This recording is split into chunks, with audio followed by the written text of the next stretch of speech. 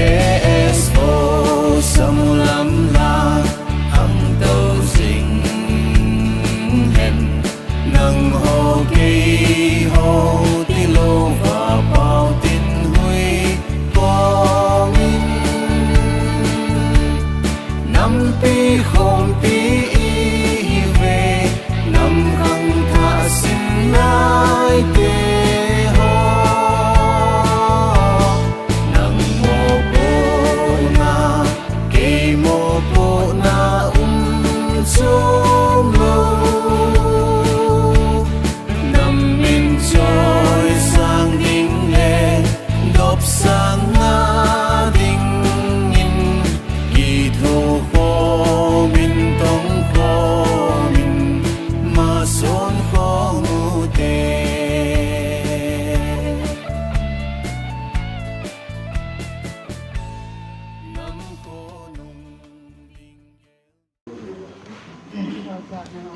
le masben pati wana pivin sabla an sanity chu a automan ni lo se chu sabla an sanity huye mai lights ni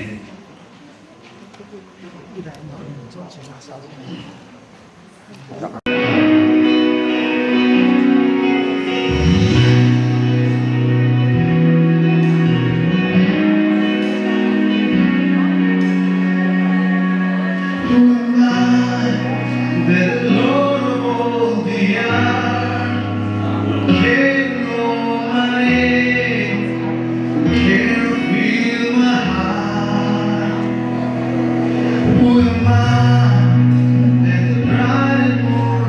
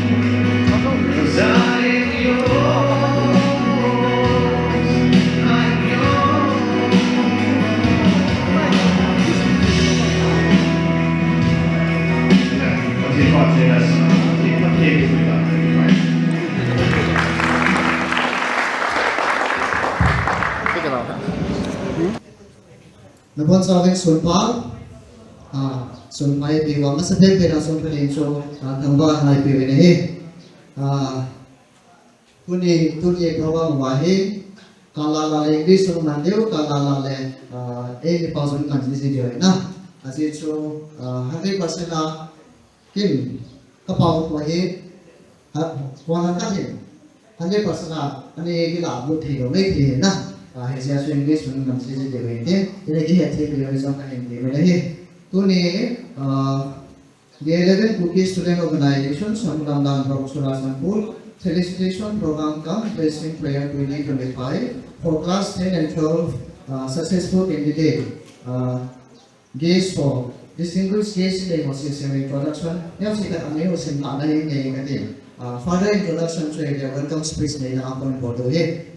Yes, I was there. Chief Guest I Ministry, Public Honorable Honorable MLA, Chief 9 Cyber SC Guest of Honor, Sri Thankros Vexing Son, our Sagam Indian, Sri Ned Kusei, Hokip, DI Zadio, in charge of Samulamlan, Madam Tignei Lam Totang, DI ABC Churajan Indian, Functional President, I Computer Ministry, Mante, Jonathan Kong, MCS SDO, Samulamlan Indian, Chief Host, Sri Lalboy Tubin, Chief of Dampi Village. One a special guest to me, Sri P. Ledvin President KSO CCPur, Sri Thankan Mangate, President SSCA Hindir, Athona Sri Munrenko, President KKL, Samulamlan Block, VIP signing holiday. Block Suma, Samulamlan Block Suma, outside in Hoso Sirule, Block Suma KSO, Yanla, CCPur District KSO, Sensation, VIPI, in the Sensation. Thank you so much, Mr. Samulamlan, for your melodious song. Good morning to everyone present here. I, Miss Levan Mercy Company, Mr. Len Hawkins will be the compere for today's Felicitation program. I do hope that we will take maximum benefit out of it from today's program. First of all, I would like to thank God for giving us this wonderful time to organize this program. Secondly, it is with an immense joy and heartful warmth we welcome each of you to this special Felicitation program. I would like to say that we gather here today to celebrate and honor the hard work, dedication, and outstanding achievements of individuals who have made us proud with these accomplishments. And we take this movement to acknowledge their perseverance and commitment and to extend our heartfelt congratulations to you all. Now, I request my co-host to introduce the guests.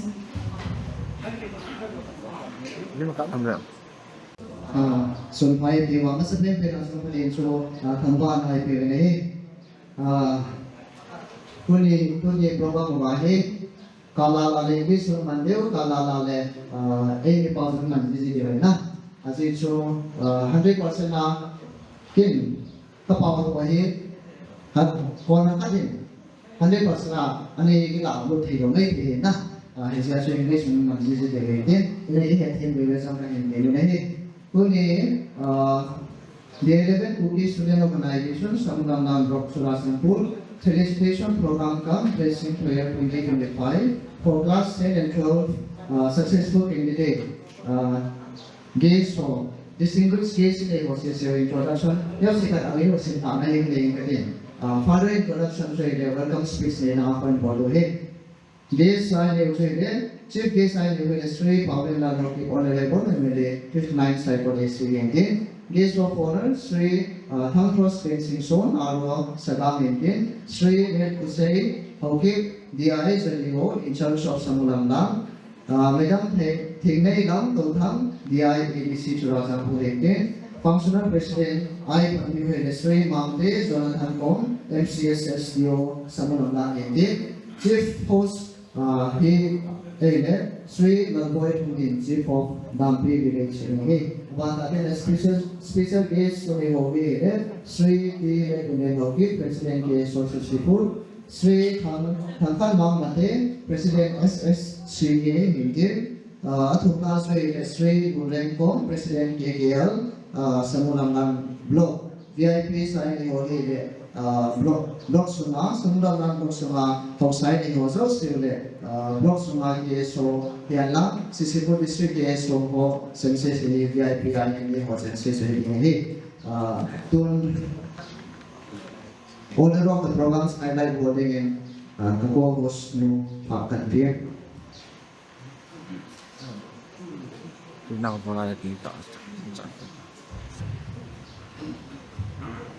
Let me highlight the orders of program. Cookie Students Organization Samulamlan Block, Dampi Felicitation Program, Come Blessing Prayer 2025 for Class 10 and Class 12. Opening Prayer, P. Jante House of P. Dampi Christian Church. Welcome Address, Mr. T. Letcolin Haukip, President. Presentation to the guests, Mr. M. Jamlan Mang Haukip, General Secretary. KSO theme song by Mr. Samulamlan and Ms. Rina. Speech from Guest of Honor 1. DI of School, JTO Samulamlan. 2. DI ADC. 3. RO Salam. Speech number Mr. Samulamlan on site. Speech functional host, chief host. Special number Ms. Leon Renu. Speech chief guest. Award distribution Mr. David Tongkohao, Education CC. Blessing prayer Pastor Commonwealth, KCC Dampi Dampi. Speech special guest. Special number from Ms. Rina. Vote of thanks Mr. T. by D. VP Amen. Closing prayer Upatangkalan Lungim Advisory. Owner of the programs in highlight Yoga, Miss Marcy Swati Sebe, to the part one day celebrating opening prayer and a video game, Opa Sokuman, Chief of Hauka Haide Aman, apartment below the intent of it.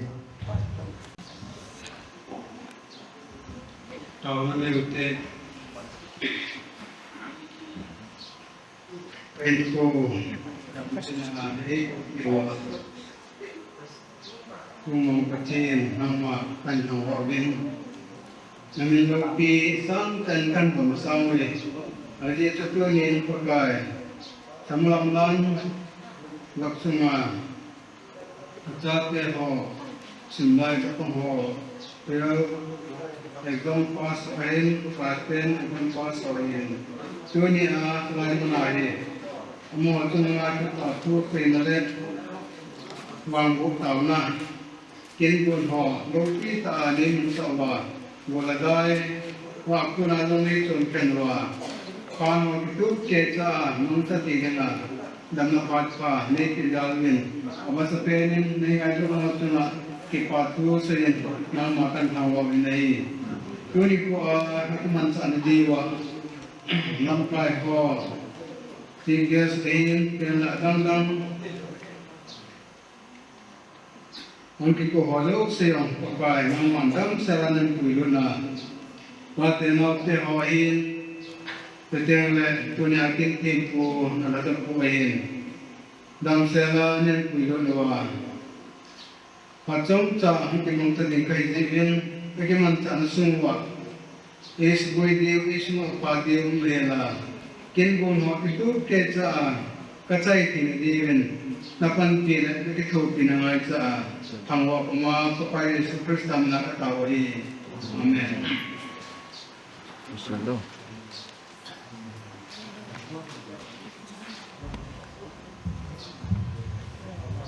Thank you, Pastor, for the opening prayer.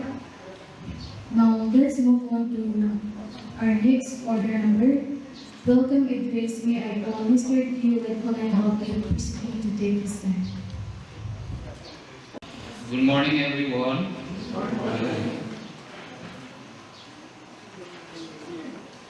kipao me uni program bunu di ni bunu di zong da mun da pha da patheni ni ku mu ga pha de o man the ka su ta chen ma ne ni he welcome address the Londonian Salem.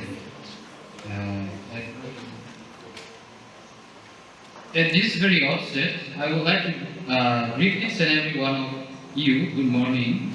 It's my privilege to stand before you to deliver welcome address. The KSO Samulamlan blog, CCPur usually organizes this felicitation program for the successful candidates of SSLC and SSLC candidates in the past succeeding years. In view of keeping alive the initiatives of the one respect leaders, this program has been planned to be observed on this day, and we all have arrived on time to make the program a grand success.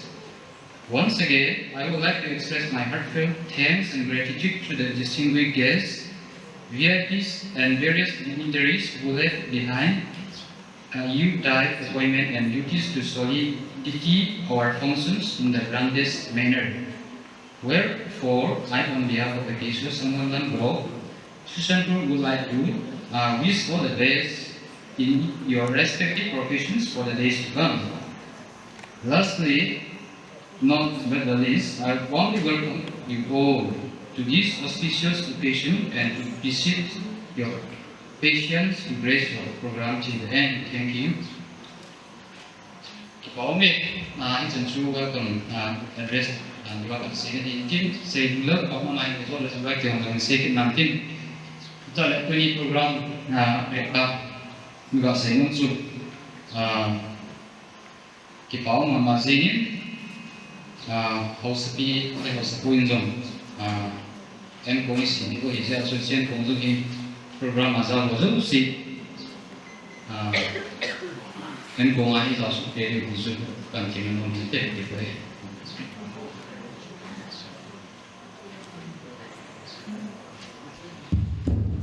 Welcome and bless trong tim tài CCPur thì em cũng lên đầu cái president KSO Samulamlan Smart Department saving tôi phát ban cái sao thì cái presentation to the guest report video Mr. M. Samulamlan General Secretary Aman Department के लोग इनका copy Good morning, ladies and gentlemen. Firstly, I would like to thank the Almighty for His graces upon us, and I would like to express our sincere gratitude to esteemed guests. And then I request our guests to please kindly stand up. Firstly, I would like to call upon who fallen the Hockey, Honorable and Lady Nice Cycle SC.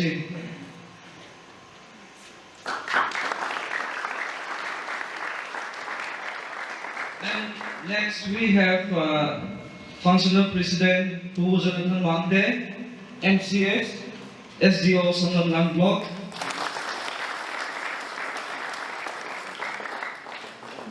And we have Chief Host School of Boybuilding, Chief of Dampi.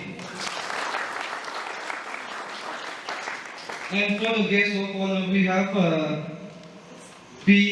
Malam Dauthang, DIADC Samulamlan. And next we have who, let me say, Hockey, DI of Samulamlan.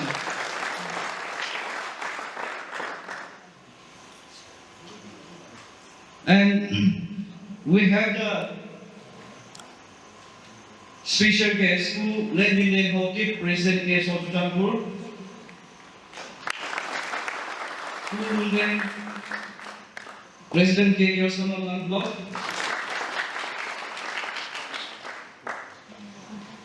gentlemen, then to one presentation in the event, then doing who bowling MLA 59 Cycle SC Department in Boarding.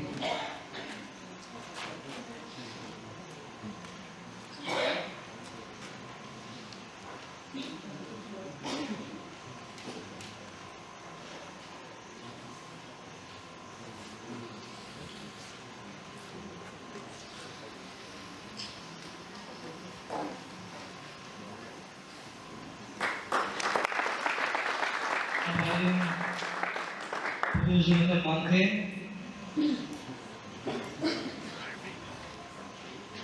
Siang ko ang gatira siya no.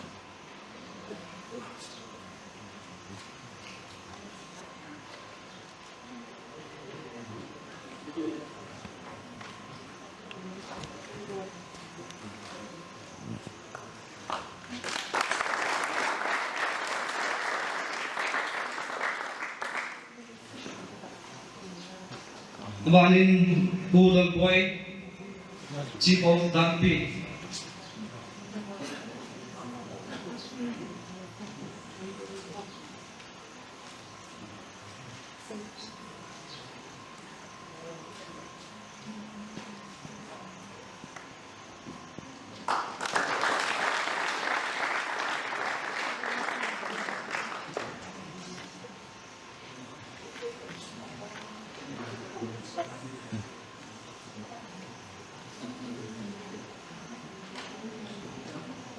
Amarin Guest of Honor Ivan Pio, P. Lalang.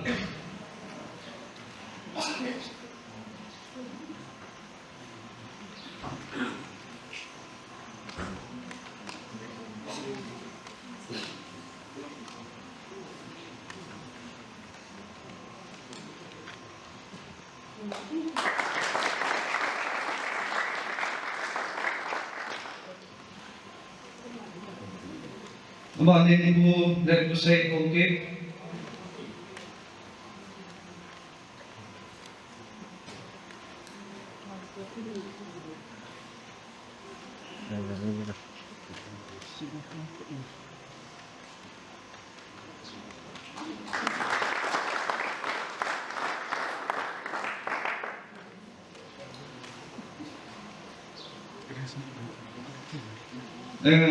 Amarin special guest Ivan Pio, Pulet Vile.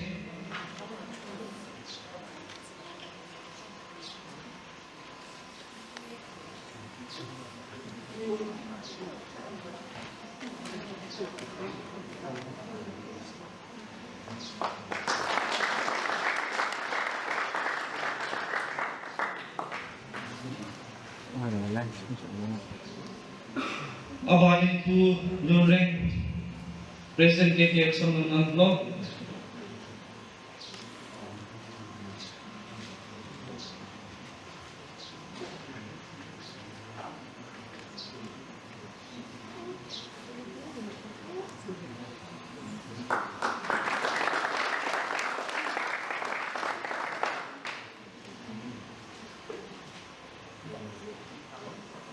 And last but not the least, we have our former leaders, KSO Samulamlan na langkai lui inay ho bulong min pang kalay hindi lo piyo no.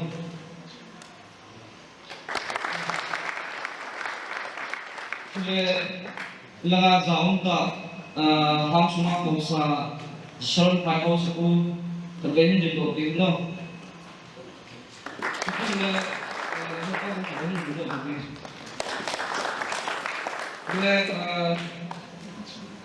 Dampi Hosapi yung kagani din loti mo no.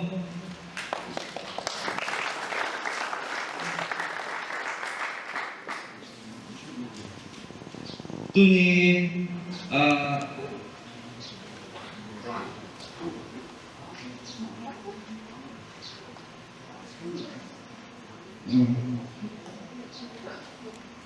sorry, lahat kalau dari kaunin. Tuni kitim tuai kan tio pasal tu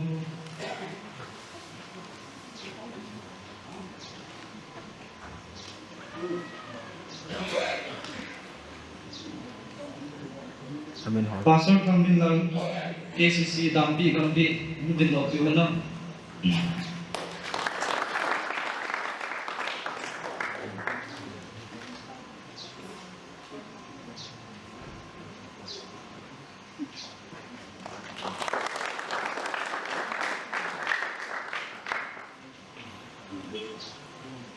Presentation part na kami bol he chan chui din ang wat chon khan la ni om chen na ai choi he on kuntik le bolson the le in bolson de dante e passa per dante poi.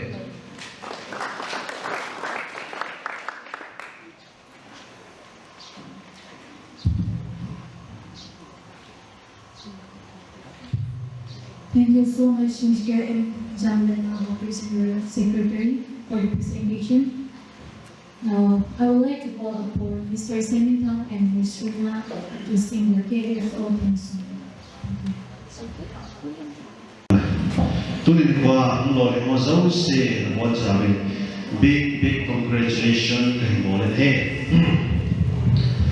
khang to jing din ma cha jing mai din tu asana hoi zo le ha zo in lo le na sang ta ta ni ni tin na le ye na i de tin e mo zo se he nam dia ni na o bi ve pillar of nation, we are a pillar of nation teacher hezin kumin macam macam ni, tun KSO Samulamlan blog semua dengan ilat view tu kan satu orang dia.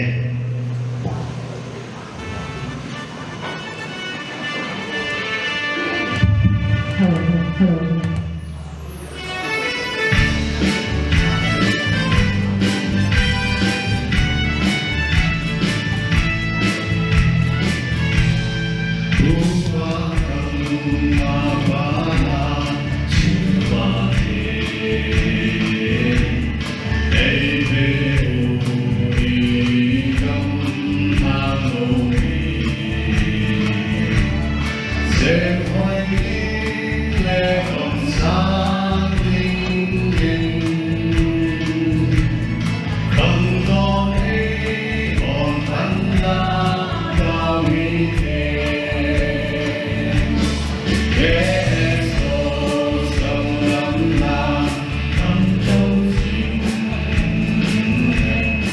Nam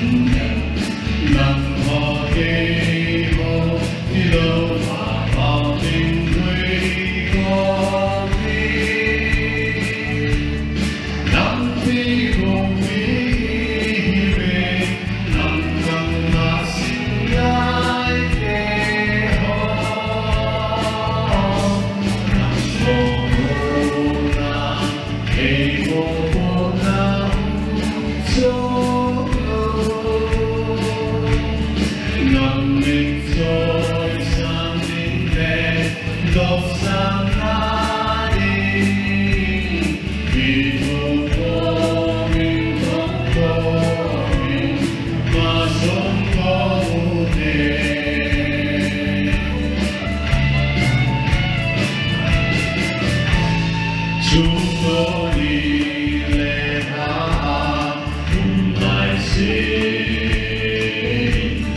nắm đi ngài đủ in nắm cài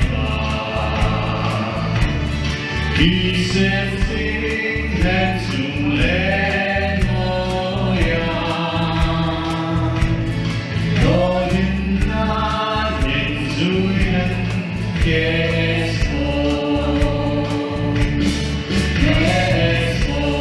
Samulamlan không cầu sinh nắng hồ kê hồ đi lâu và bao tình huy có năm khi không đi về năm quần và sinh ngàn về đó năm mô cô na kê mô cô na số lâu năm linh trôi sang linh đen góc sang ta đi khi cô mình không có mình mà rốt có một đề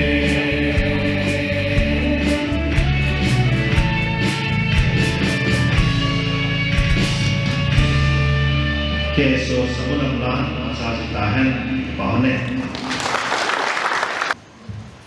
KSO Samulamlan na pi ngay tayo sa Lopiwa, Mr. Semitang Pongsay Jomis, Rina Pongsay, Bati ni Chunga, Kipatu Sevin, Abata Tere, KSO Team Song Gisim, Ong Gisim Lo, Nezo Lang Palet, President Pata Secretary Pata Say, Long Pasong Let Say, the Pata Tayo Video Hintin, Tuni, ngay cả ít sao của thấy đâu thì xin luôn thằng này na KSO Samulamlan lo Dampi Miss Mary Assistant Finance Secretary team aman ngay cả thắt số cùng cùng mai là rất sẽ thắt được xong xem cùng mai sẽ biểu hiện na aman xong là cái bản tôi sẽ viết cái bản tôi sẽ tôi có về tuần aman là về những điều đó về cái bản mình thế thì video số sẽ hay được cái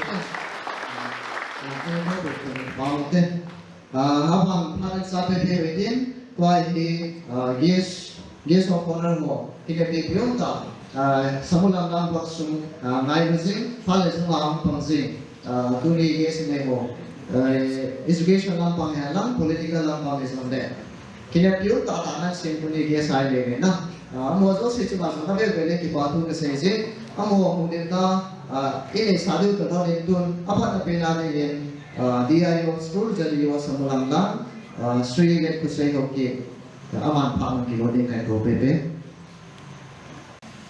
Muslim papa zamne biu pati do pina kai kusai kim man ko direct kai sa ji din kim man ya la da ni sun present particle la do bunai ko ai ko dunia ke sắp bói mình đang mấy bói mình đangเป็นเรียนต่อจากต่างๆมา responsibility ตัวนี้ที่มาพอเป็นสิ่งนี้กันที่มุสลิมตัวนี้จะเกี่ยวกับเรื่องผู้สื่อข่าวลินส์ของที่ honorable and 59 cycle ภาษามาเป็นภาษาอินจะได้ไปสู่คนรักกันคนที่ของคนของที่เต็มผู้สื่อทางโปรสเลนอินaus segamanya coba di ini dalam tautan dia edisi manjin manjung dengan kesana pengen coba consider person icon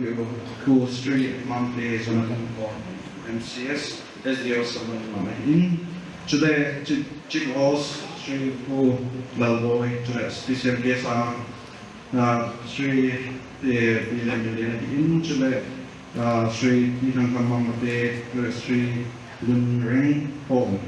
Coba VIP pozos si kami ni ko lain na KSO ten kepala sa lain ko konvoy ko sa lain ko si Kevin KSO te cuma ang bere kepapu kung kide kepat lamen mata ang mending su kalau dia kalau tu ahin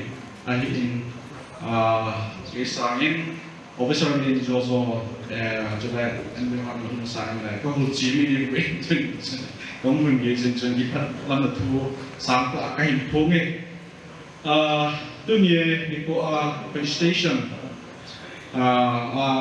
nó lo thì có số xe cái gì thì có lại mà ông thì em nó ông thì lo vậy xong rồi là chúng chiều các cái bàn cái hình phố nghe mà lâu mình có xong nó hoàn xong nó thêm vật nào nó thêm chiều nêu nó thêm chiều nào lo thì câu bể về thì chiều cái mà còn cái câu này là cái hình này tin theo đó mà sẽ thấy cái này của in cái bộ citation nó họ cho tự nhiên qua cái sự presentation nó họ cho nó lo thì chúng bảo nó lo thì câu bể về thì chiều cái bàn là chúng mà cái phong ấy cái chân chiều cái mà phải làm cái tin là cái hòn nếu chúng ta rằng thì nó ra thì mình bốc nhiều các cái của chị nên tạo hình năng chân sự kế hoạch là cái tháng kia cái vậy.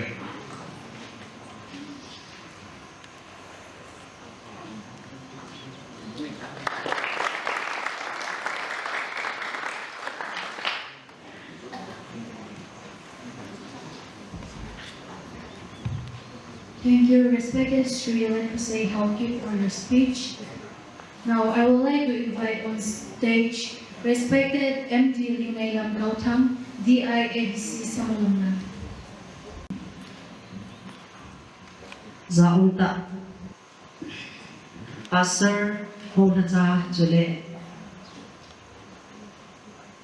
Bibi Pu Jule Abalin Zaunta Pu Pauline Emily Psychotisi Jule Dai Sunga Hunto Loy Lebon Hozosi Jule VIP Ho Jule Hong Kong Jule Hozosi Kangai Lukna Salam Kahiboli Tuni Jalai Muna Class 10 and 12 Felicitation in Nayohi Katha Numin Kakipate Tuni Akasepi Ilongjo Tuni Analo Hinuhi Tin Nahin Ho Mabana Nahin Manlo Wahile Na Lo Hinao Lok Na Jule Patan Nahi Aban Umtalo Baite Nahi Iti Ho Pena again to be Nahi Iti Jun to the Outapang Homozosi Thì nahin po nahin manawa to ni kini na yung hi asay na hinawa apat na ahidilin kahiti mo be. Chule kay zong hi class abula patati dena nursery apata class 2 jan hi primary LP school ka na sinahi. To ni ko itabang government school ko na hong sa ilina kay himila aneo pet ki hindi agyan na ulit kay zong government school ako na le kahi sema tuli na masangwa hong din kahi di kahin pun lo hi jole ito class 10 na 12 so hohin admission din hi private school private institution ahoy hoy anan delawa uniform hoy na din jo lo hin na hi boy Yezi chun nang ma thin na hin ko chele thin jem na hin ko lu tuk na nei pau chun lo hin na pi diu ai bo ve yezi chun chapang ho ma tin ho no chu atam zo ai the chanin government higher secondary school ho thin jem na nu ba hi che a ba na so de wi ke ho adi di school deputy inspector ho ke le na le chule ka thin ho rom na mo hi ve ilanga hin chewahin namudiw ay KSO Samulamlan Block Education Department of Makati Ninojo Ihakawa School Hozo Sehi Tilgangin Umna Gina Ane Lawa Zapang Umna Zapang Tim Zella Ay Pena Dinga Mun Ay Pena Dingin Panila Hilin Kahindi Nungwe Jule Mabana Dinga Kahin Senungjo Tim Zella Na Di Mabana Hin Kanungang say tingohin tamta kaya say sangang puiso pasotin ko na hinay kaya muna apipera avera may version onjo hinahin ko mangin himzilomin lang Dampi dinle kosong kamsong din ni manpa ni lamdam ni mandam tak huhirin hihigatay sa anak ni pongi kakipae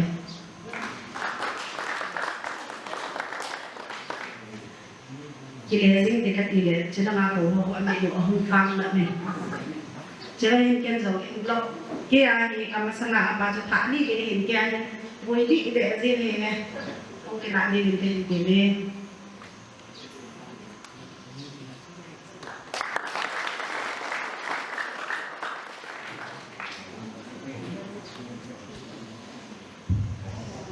Thu ngày ta đây thiên vị lòng tay một điều vắng mấy đông là thiên ngày bằng độ thao mà sung cái part two saving kun phát ban tiền cho mình special number thì Mr. Sam đã cùng sai như là bị điều này tiền mà thì chính đang giống này thì cái nón sao lại cái điều này thì cho anh hiện thiên thì cái qua đó ở đây là mà lúc cái công an thì hiện thiên thì mà sẽ xem mà sẽ tiền Doon special number ay lapid yung Mr. Samuel Tapo sa platform below ni Kaya.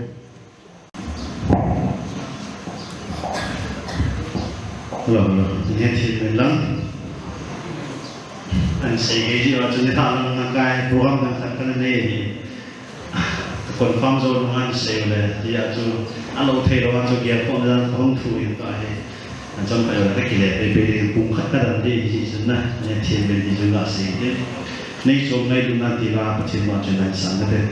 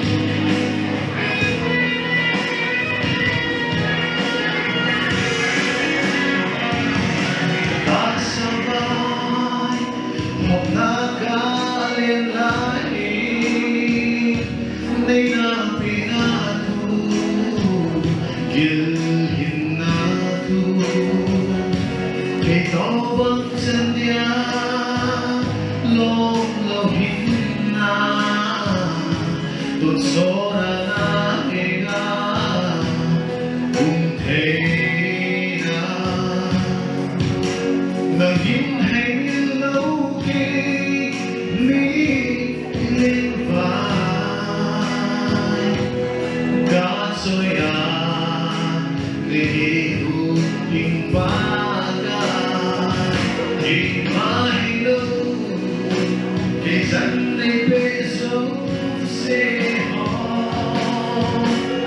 dòng khi một cái nắng in khô đô ta đừng nghĩ ghét thế đã đi cả những ngày hè hiện nay bê cả nung yên la căng thẳng và sinh ai để cho mình là đi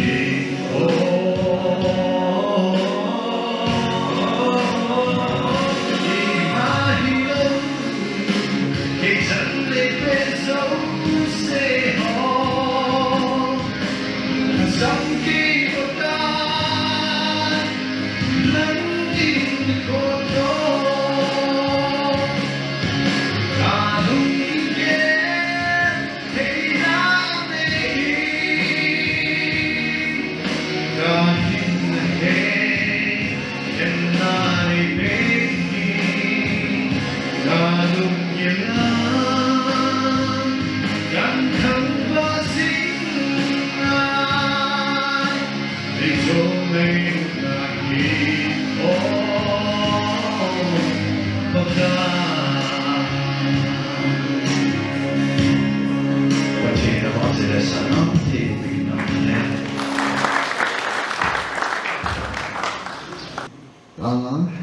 Special number in CCPur. Lamay tayo sa CCPur. Mr. Samuel Bonsai, pamasok na Kipatu 7. Hitsi Pap Bante sama sang bayan. Education Secretary Pap Pap. Trong sẽ cả là biểu hiện aman say long. Anh ấy chẳng số trong sẽ cả anh say này đến tôi là Pap Pap nanti có đây này.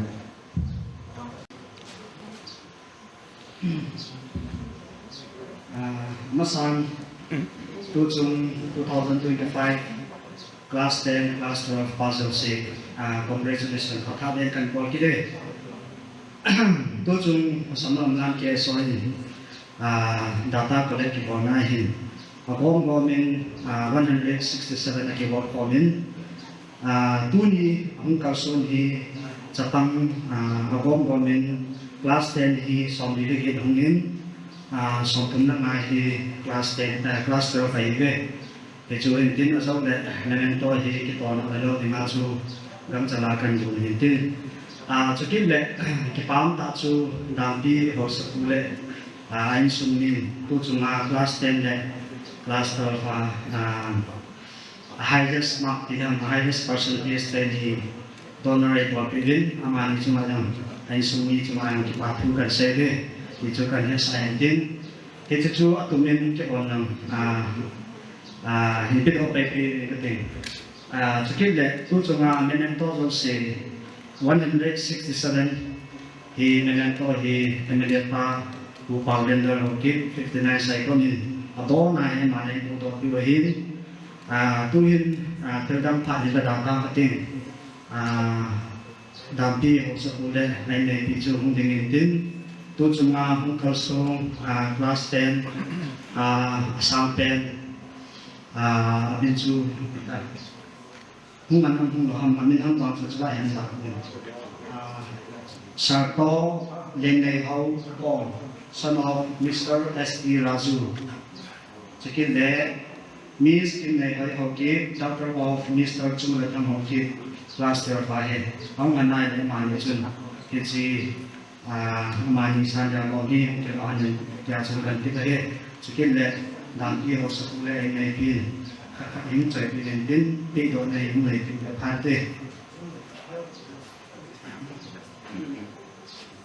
Hello. Hello. anh nhớ mà không bị tiêm mà mình không bao giờ tu chân hay hết làm đâu đi last and bên này không phong mà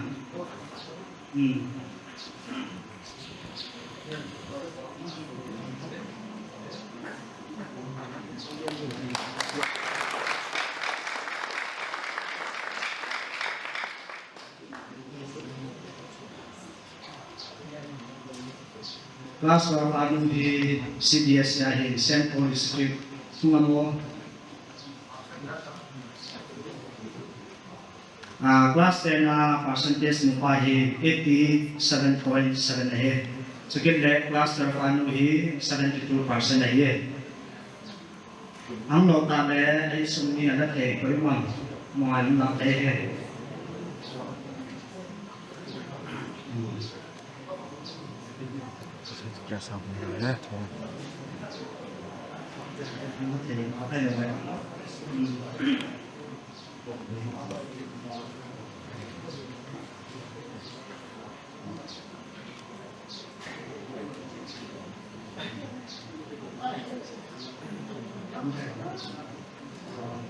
President Parliament din kaya on delivery ako tali kete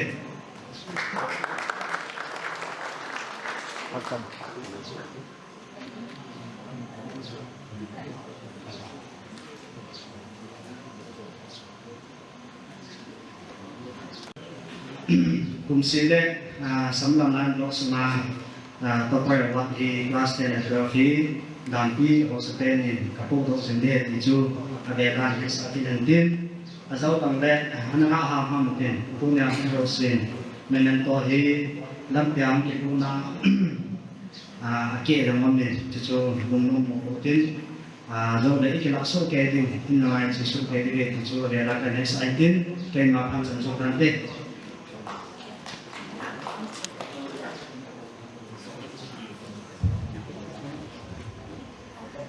Thank you so much to our education station for your time and congratulations to our corporates. Now I would like to call upon our functional president, respected Sri Dampi Jonathan Kong, MDS SDO Samulamlan for his speech. If we make it it's an honor. It's an honor for me to be part of this program and share the stage with someone whom we admire and respected, and also whom we look up to, our honorable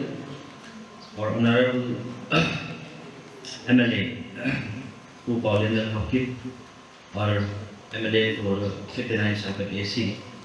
And also I would like to give my respect to our guest of honor today, Sri President Simpson, led Jose Hockey, and General Dr.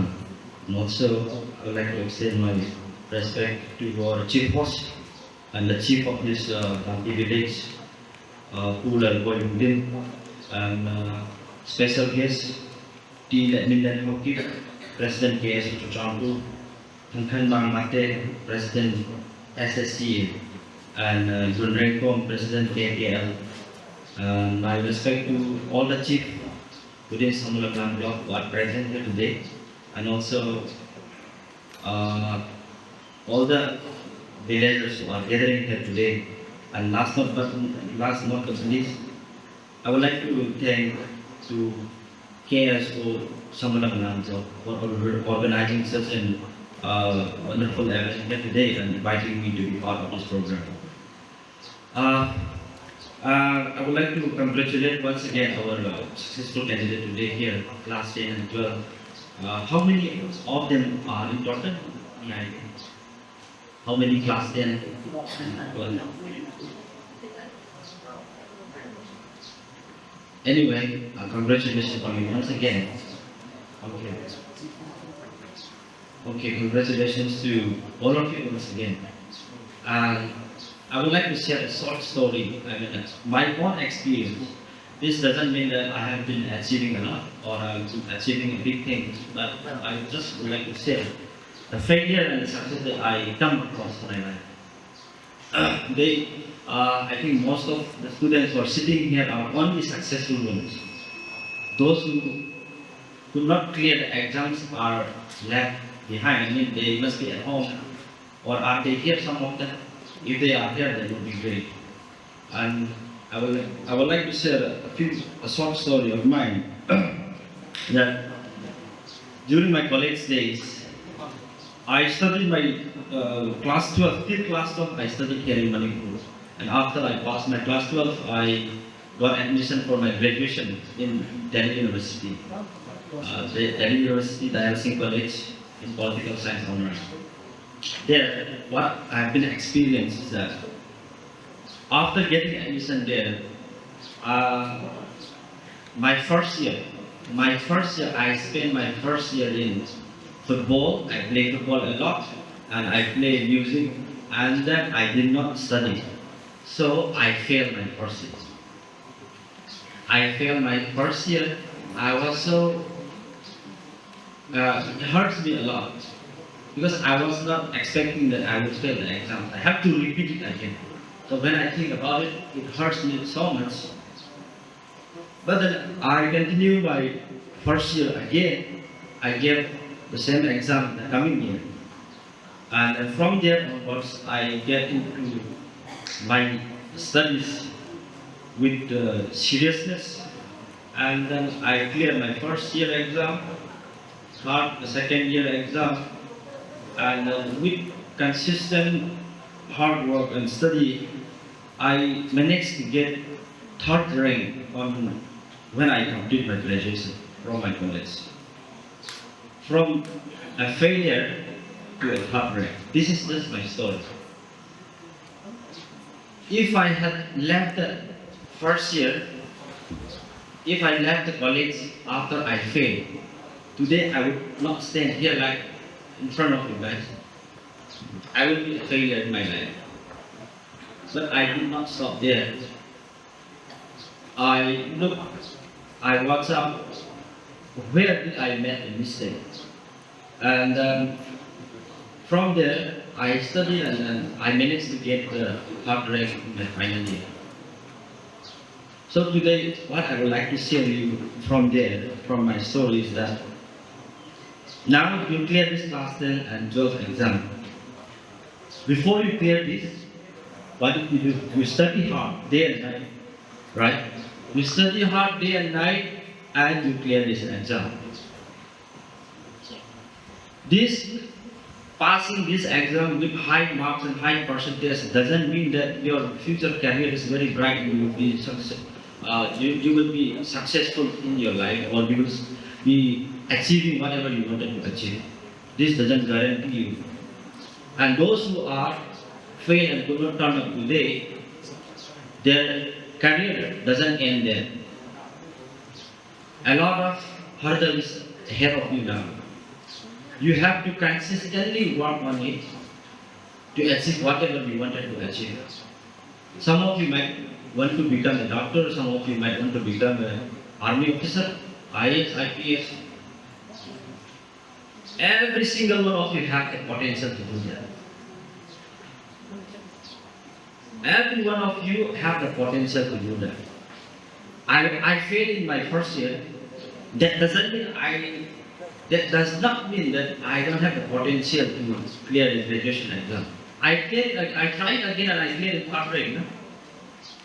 The same way, now if you keep on going at this momentum, if you keep on studying hard work and consistently studying, you will definitely achieve what you wanted to achieve in your life.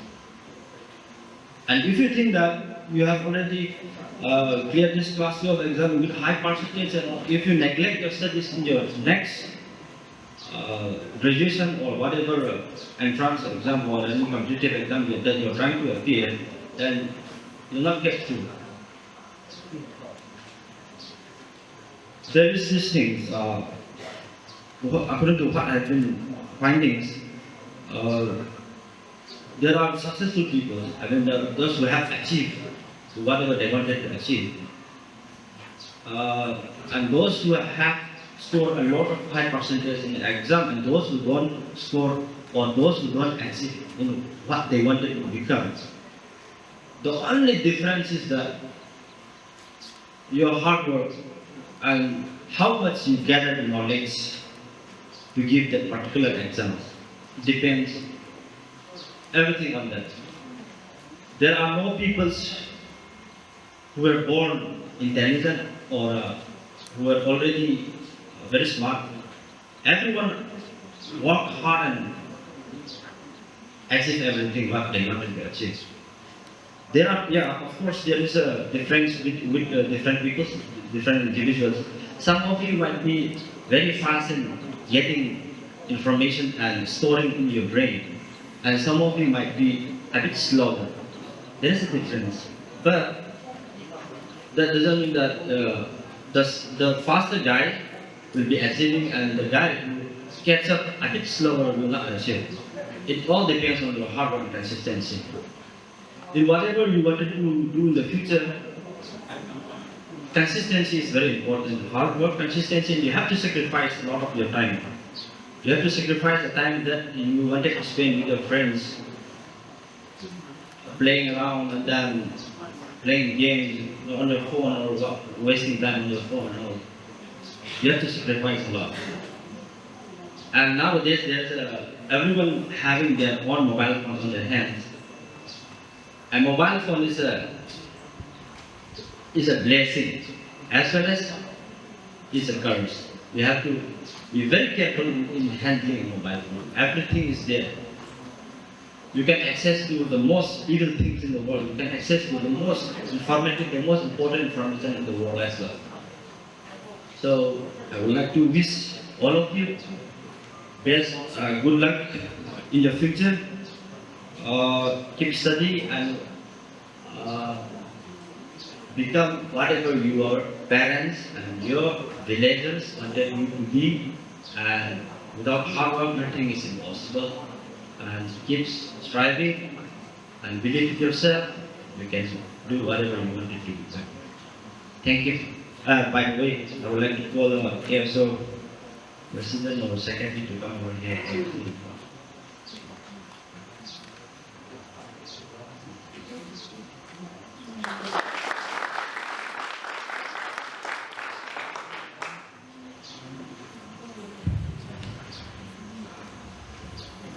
Thank you, Sri Jonathan Mangte, MCSSDO Samulamlan, for your valuable input and giving life experience as the example level. All the students will benefit from your sharing.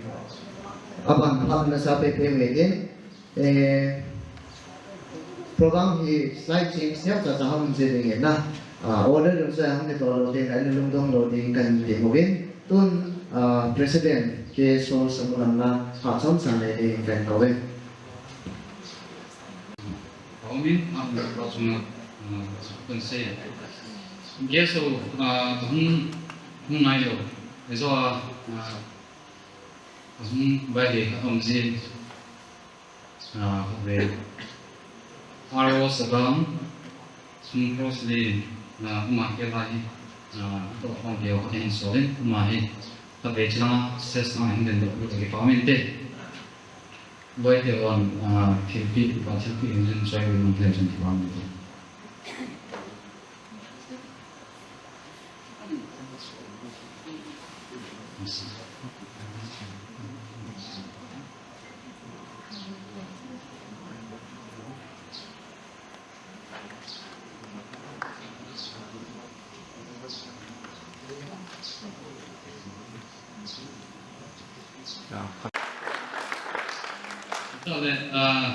ama hajong anati kayo itilin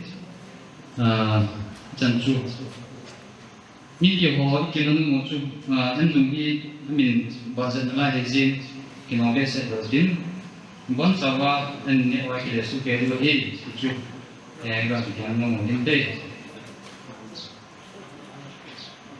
Now I would like to call Miss Leghorn to present. Good afternoon, everyone. First of all, I'd like to thank our Almighty God for giving us such a privilege And secondly, I'd like to thank the organizers who invited me here to stand in front of the special guests, VIPs, and other successful students. Cái là thật thêm có cái buồn hiện từ nhẹ vậy thì bên thà đầu lá cái sản phẩm bên thà đầu lá cái sản bên I have never been singing Thadao song in front of the Thadao people. So if I made any mistake by pronouncing the word and the tune, please you understand me. Kan sadi chơi thế pakai perhentian kalau ni nasi mau kena sanjay.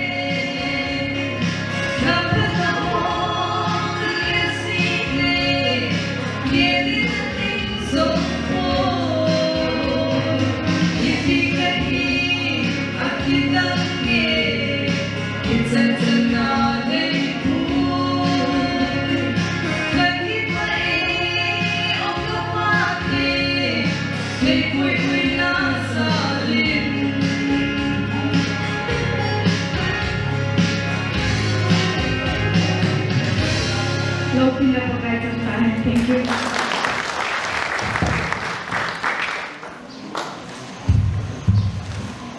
Thank you, Ms. Renu, for presenting us a memorandum song. To Pagwante start with the speech Wali, Chief Host Sri Lagoy Tumdim, Ama and Kilami, and Kilama Sanahin, Ama ko ay Kalim di Pili Pamit. Amati ni Tunia, Felicitation program in now.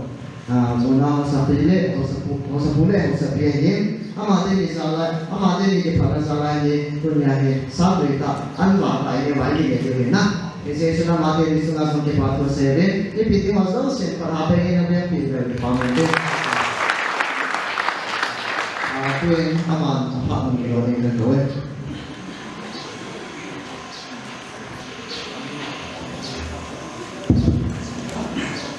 Masa tama parti o buwan sa kantisan sitra dunia zani jike sai parti o problem dal hoye onugol mere na sai ko kesi tale KSO kona rai parti o mule kse hoye dia se o sinsa samwan bi tingelam totham dia ai kisi samwan the functional president I contribute who mounted Jonathan Cole in CSSD Samulamlan. Special guest I contribute who did begin or kick President KSO Samulamlan who Lundren Cole President Samulamlan block selecting Paulacha Cole was also zero day of South Pahela KSO Samulamlan Nampai Hoena. Now ke punya pas kelas 12 pas ampun jauh sih nepon sahaja Dampi ni jauh sih kene nepon sahaja kita sana kan nepon ke nepon sahaja kita injek ni kita orang kesai tu ni kita pun program opila Samulamlan ke sotian ni bunyi no cuma masalah kita orang puno ni sekarang dunia yo Lok Sabha class 10 12 ko pasan na sana Israel mo na hukom le hum zoro zo siyo na bon sabi ke mami malina congratulations masantan bonu ni tuchung tilai ko ka mungkin man masang ni rizal ko masang ni KSO langkai ko ni langkai na hungbi mat dampia ko mat in hungbi ai le tuchung dampia Felicitation program manding ti mundial ka ni ve ti hong se ni ke long pe ne chung phala ka ni pi ka pa ma ba jing ai ji chung mo ko ma ke ka ni se ji kam ti le ka bo te pi mam ka pa na te pi mam ti pa chung mo ko ma ka ni se yi ti chung ke chung ka te yi na hong bin lam ka ho ai ti ni chung ke ina ka hong pu mo lai pi le ti ni kwa ding chung na te ho ge ding ge an ko si ke ju am ti pa chu question bowling cha tu ne lo lo wa tu nya hi an ko mungkin siya ni ja ni ko mo zo si na bo cha ba ko man lo an ki le do lo dio ka tu lo tu chu ni bo cha ba yesu ke dio he ki pa chu ko mi ho zo si ka ne ma be la te na ta ni lo ti ni cha ya ka cha na kan se lo te ni zo a wa ni pi cho tung jam tu ni ka kan se ni Isi award di kyo family kyo insum in sponsor ka bowling kanule ka pa untalo kanule ka pa amani memorial lagi tuchaya patnakan bowling ai kyo le tuchuma patna isi chun debangin jong di ko kon dutu sa min jong kirong di bodo kon case prize am chu tuchuma patna isa na di bowling patin ganna pi ma ba ka je wa le ko be le sam so in hongki bowling di pa chu kan se ko mu ni Aceh ini maka saya tu itu pas orang itu zaman so jauh ini. Ada Samulamlan lo ani ku kisah tabung ini yang kazan itu KSO lampai ni pakong hendak doa sahaya. Ini kerana so mesti lagi lagi. Ayah pas ini ada zaman so bukan putih ini lagi thôn có sai hình thì ta sẽ trả percentage ratio về ai là chừng cố khăn là million bao nhiêu tiền 이거 나 자문다 이자주 이게 한도 어디 자기 나오고 누군 상아 거기 앞이고 하보라니 기 어디 최소한 바에 오였나 누구를 바이였나 자네 아까 이거요 아니라지 와 고에게 상아 호이도를 봐서 감소와 이만 대바이도 또 개미기 원사비 또 개미 용비 다 되고 나면 저도 마찬가지 또 이파이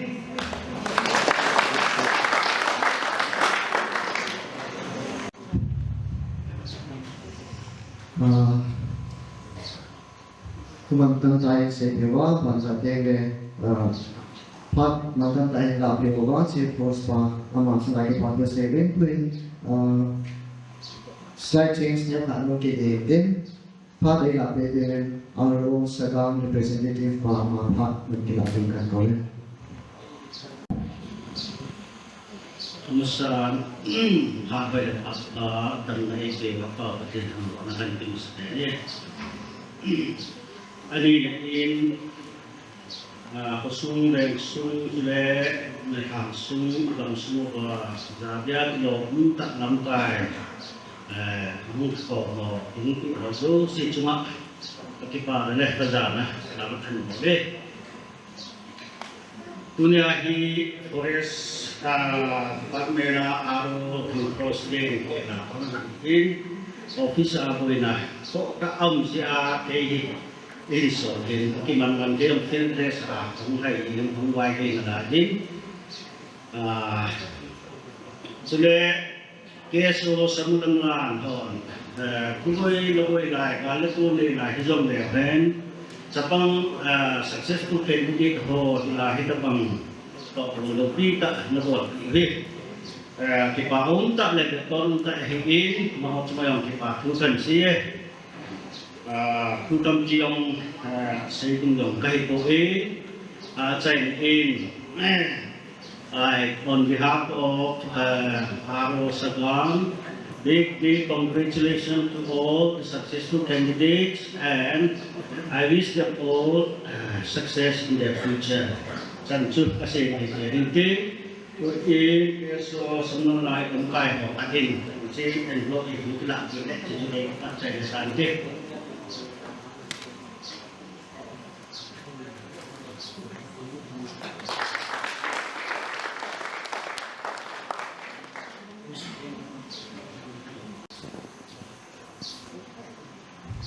Thank you so much for representing the Aro Sagam.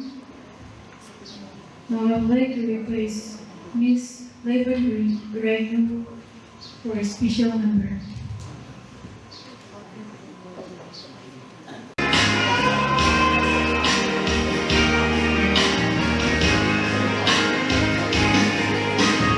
cho kênh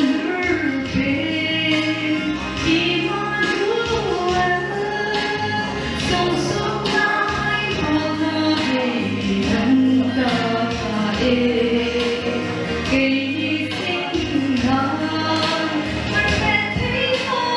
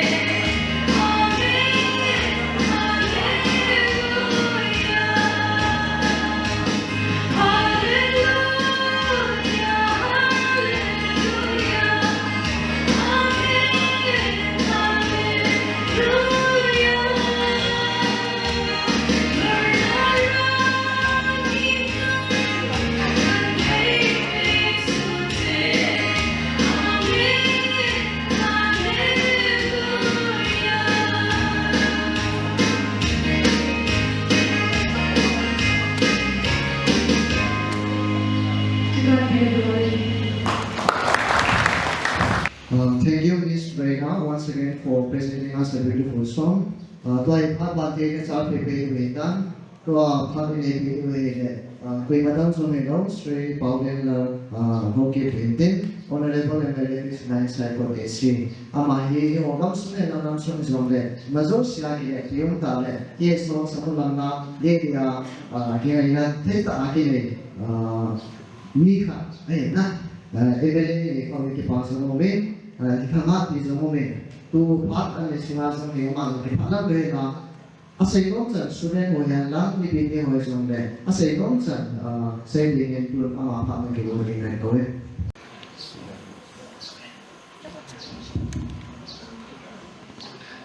Continuing, phát bài viết về bên mà mình sẽ phải thẳng thắn biểu đến.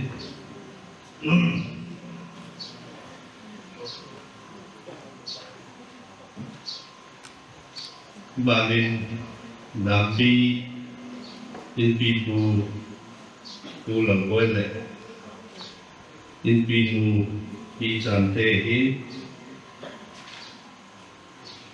SDO Samulamlan Jonathan hết đi hình này là hết Ule Kusei hết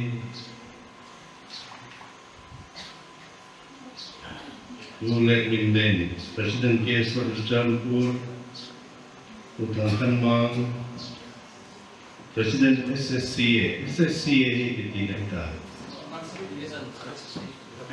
Samulamlan Subdivision Felicitation President Udi Sulet Ulu Reng KSO Samulamlan President ini Hong Kong Hang Sunga sedang dengohin Sulet Nó tế học sinh thì mình có trở về cái này nó sẽ làm cần có lệ.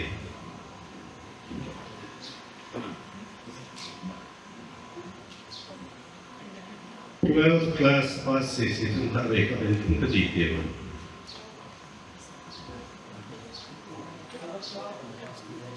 Chẳng có ngủ nữa. 10th pass passes là. Thank you.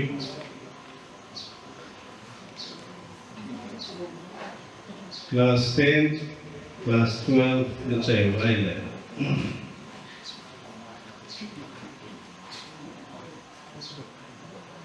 Do cả người hát xin chay những cái kiểu về là thế, về hát xin cái pan đi này thì về. Qua cái này thì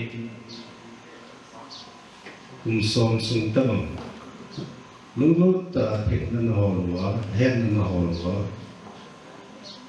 Chân ăn chân cái gì sao quá nó ho điên bộ rồi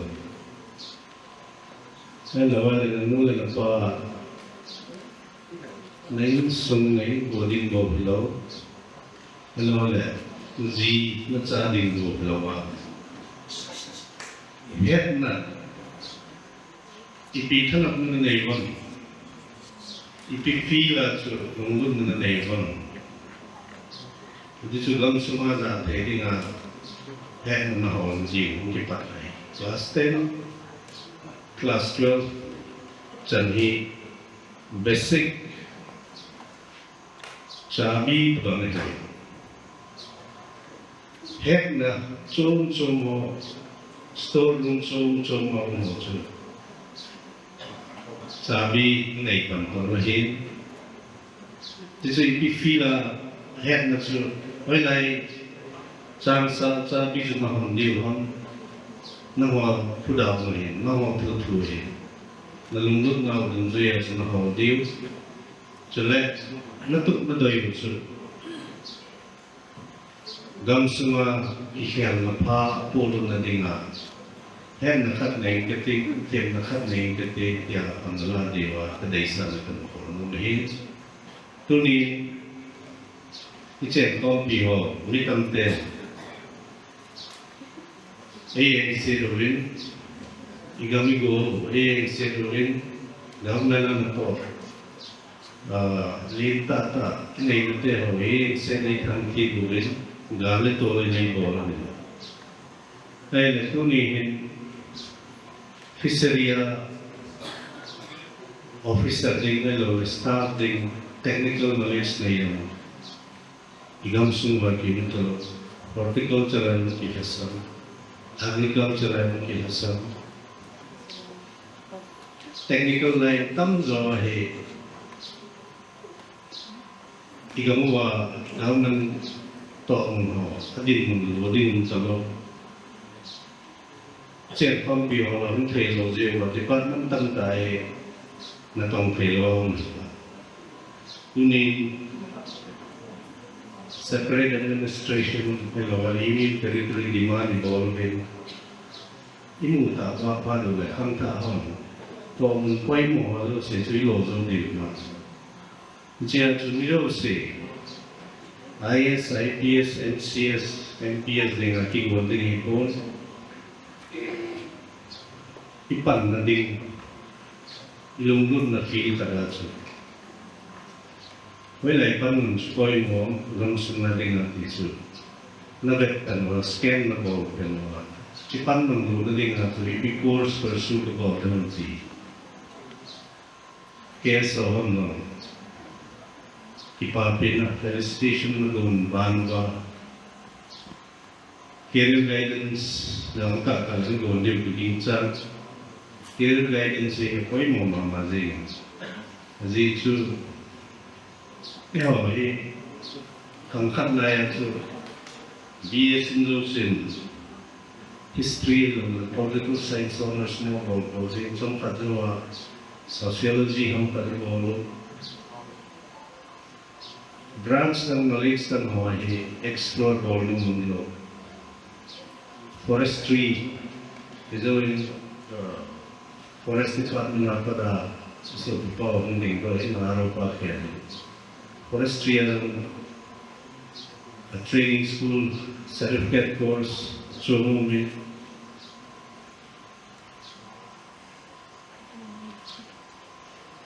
Dan mo, tibet pa na lab technician dia itasan mo tua he lab undang le technician di gamba maparai online saya feel agam sungkat kibai ko ding apoy mo he tang taam na gyal so ba bisawa feel ding azun ding mundiu keti ko mo ni azizi patien talent chon chon pe he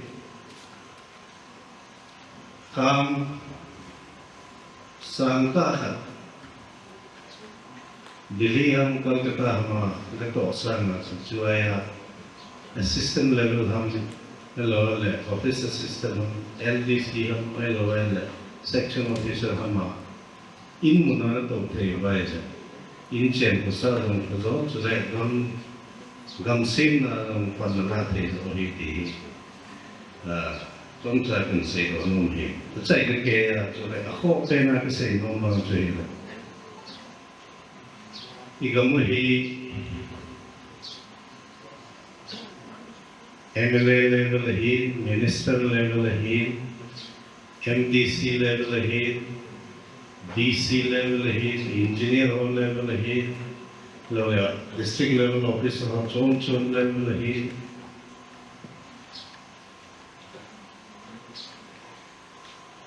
Nego charming, igamuhi kanto tinggal kanto sa lohe.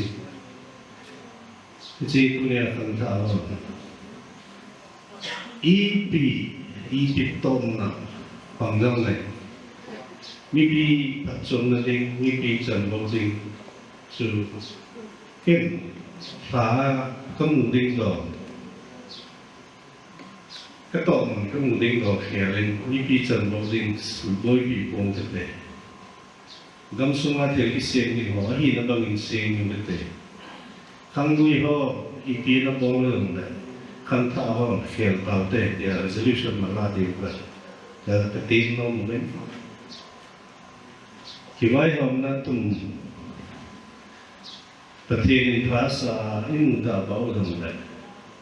Nego cha go para iki cancel over. Chen kompi ho. Mitam te ta nga. Kiwai ho na Nego chadwa isu bo vai le yo lai pathi ngày luôn mà tập thiền thu từ cái tô lâu tính chỉ có mỗi giờ này kia không tô lâu tính cho nên nếu cũng cha cũng nó bỏ vai này nó cha theo nó ngày cũng đâu mà gì gì chứ nếu cũng cha cũng bảo là không chịu không chỉ khâu khát in sủng họ thì nó gặp hỏi quay thì cũng xong vào đất hình cô cái mình xoay hay Dampi con người ta nó muốn nhiều cái gì ra theo cái tạ này cũng dengan kan tahu lo sih dari sana tentunya nih kita juga saya mau minta pilih dunia saya pada program berkenai kerja pastor tuan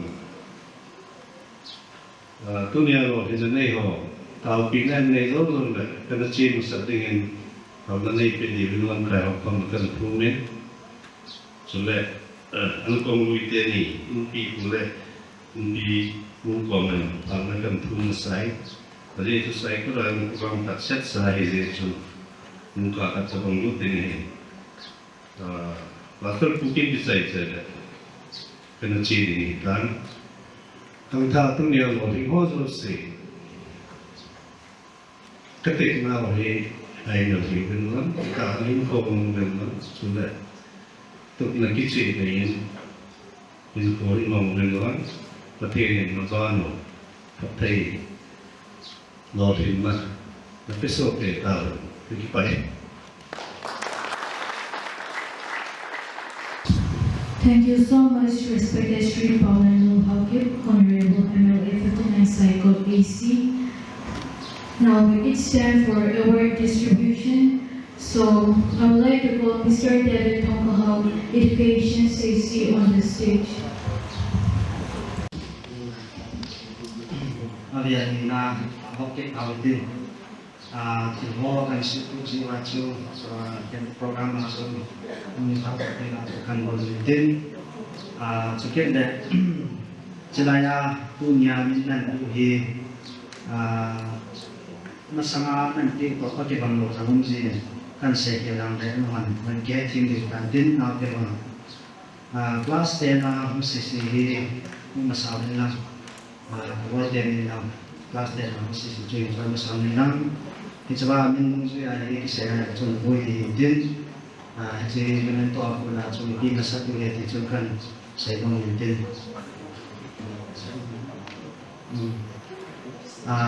men to ay na min kung hiyang da nabon ba tu yang cho solo sim ding dan vendang zo de lim ki ka tiu pastor pa puna bang sim le tenang su tu lim tan se mas training class 10 na bawi ka te class 10 na chai chai de tu ba sun ni ma kan te kan ba mas hi nong cha cha de hung de ni yo si ni ki ke chai te lo me te hin tu nhà các cô sẽ xử lý không độ mà sau đến năm đang sử dụng mà số tốt về này cái số tốt về masuk in class 10 na kita ingin yes sama bu Pauline dan yes sama di mana ini Mr. Lamin Kambai son of Mr. Lamin Kambai di Harman Village.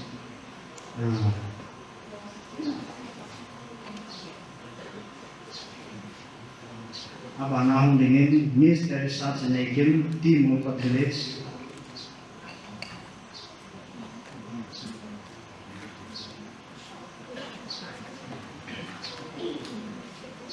Apa nama dengan Saite Pakor Murang Mulpat Village. Yang lagi kasih tahu.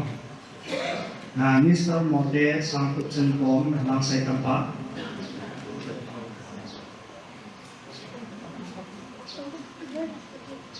Miss Martha Bungsi Village, Miss Martha from Bungsi Village.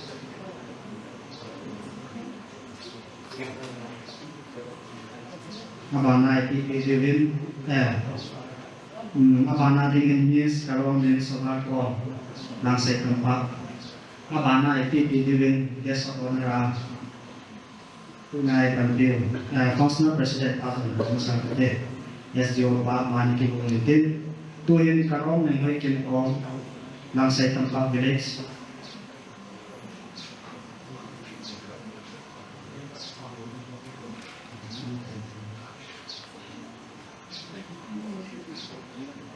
Hundong and Hoki, Kodam Village.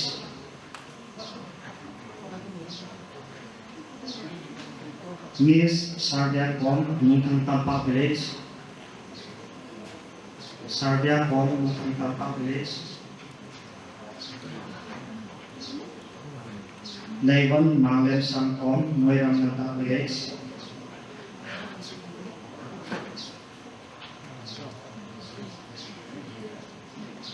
Pearson Kom, Lukumdi Village.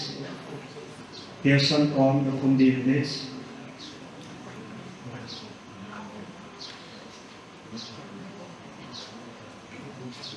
L. Zhang Jin Chong Kom, Langsai Tampak Village.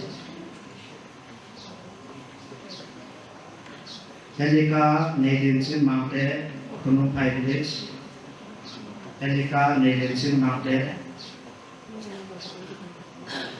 Gunminal Hoki, Dampi Village.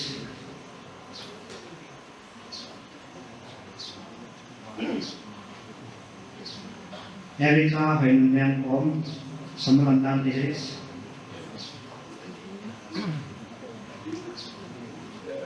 Zhang Minhao Peng, Kodam Village.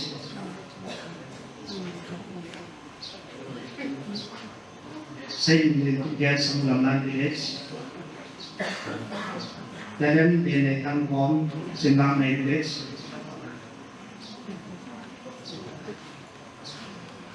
Then Binetang Kom, Sinlang Village. M. Dungo Hoki, Kodam Village. Songpu Namne Koren, Nairong Village.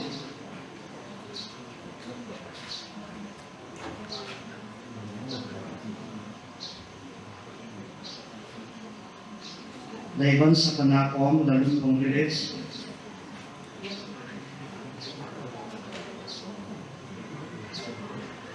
L. Chenai Zang Kom, Lalung Village.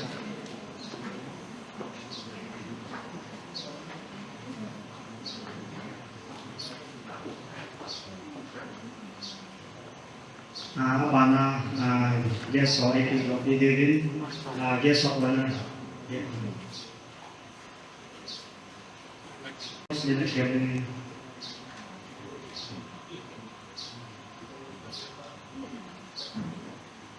Also, hầu bộ tài hiệu số gần của cả bóng được bóng nào anh nhé em đi thì nên là số gần tí này thì sẽ sử dụng ra ngoài cái tối Mr. President Robinson from Chinlam Village President Robinson from Chinlam Village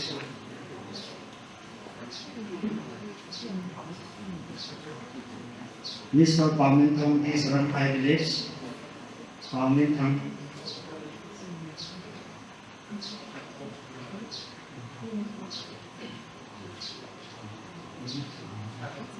Lehon Zang from Langsai Tampak Village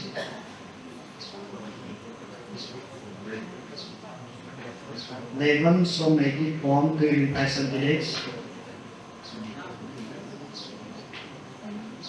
Miss Ichin Janai from Chungkumang Daughter of Chungkumang from Samulamlan Village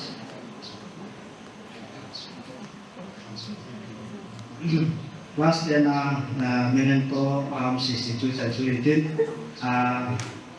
last then ini saat nelayan le memento hi nelayan su ya bilang sebagai kelas berasal mencapai dan kami asal amin dan CCPur hi tidak masalah itu asal bernet evaluasi dari ini kontrol dari Allah jelas memento hi begitu kontrol dari su ini ya kemudian Atam base edition put on here on 167, 69, 67 on venue. Zan hap sa nato ni kising edition bol kia mun de hi ane he tin lang tunya ke de de CCP ni la nang le area jisu ge area nang sarang area nang chuan le Dampi area nang pauta area nang tui bol area zo le area representative am ko so le pai kin ko tin ahun na thei te ngapi le kan le to je Miss Village Posai Dampi Village.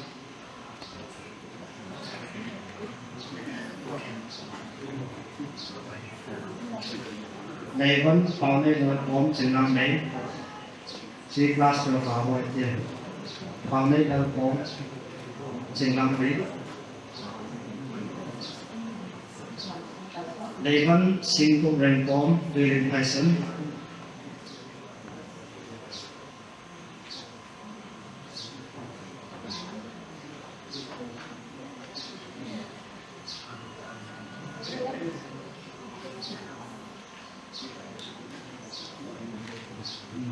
Cái trận số madam mình đây là mình đây bị họ đầu tiên tôi hiện không chiếc boss Sri Lankan đến chỗ Dampi man bắt đầu là anh mà khi làm phát thế Miss này trong hay đi cả lên giao village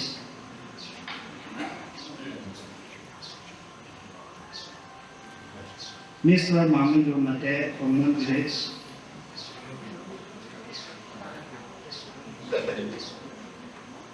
Mr. Lumentang Hokik, Dam Village.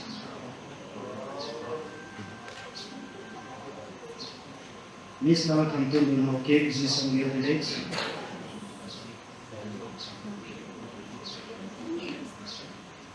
Miss Saiche Lumnei Ramkom, Mueram Village.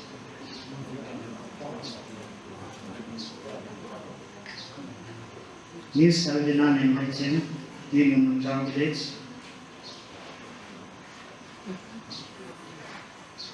Miss L. Nesum Ringkom, M. Kanantai Village.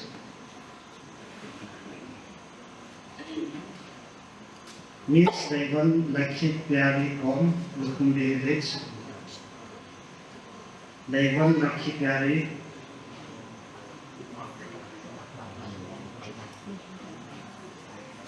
Miss Helen Rose Home, Wirmanta Village.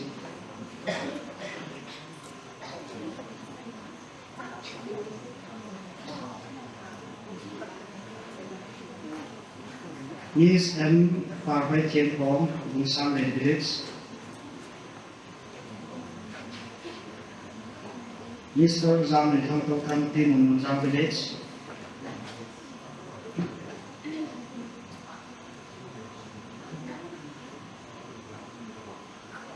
Mr. Paumin Dalhungring, Zisongdiang Village. Kitchen to Zipospa, Pula Boy Dampi Paneti Argentin, to him special guest Lama Sri P. Edwin Hokip, President KSO CCPur, Aman, Neneto Pakam, Miss Nene Lingunding, Zisongdiang Village.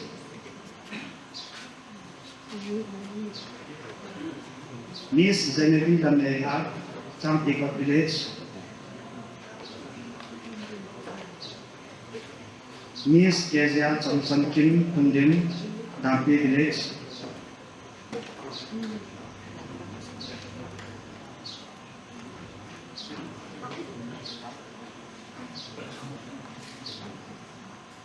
Miss Lambo Lane Hokip, Mulkot Village.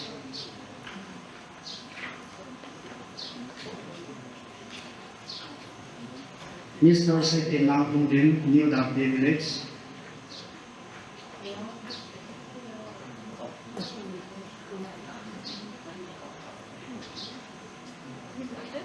Mr. M. Namne Rinpom, in Python Village.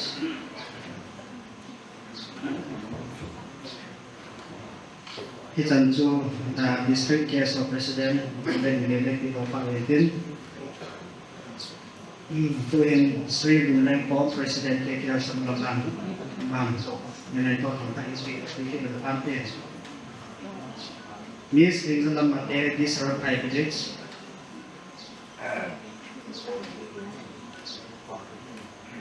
Miss Rawapur Zalam Mate, common village.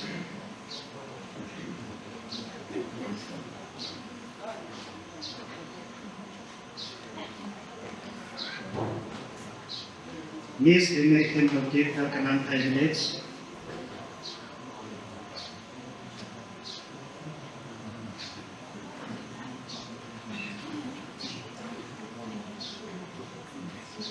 Miss Rose Sachi Hudson Home, Raman Park Village.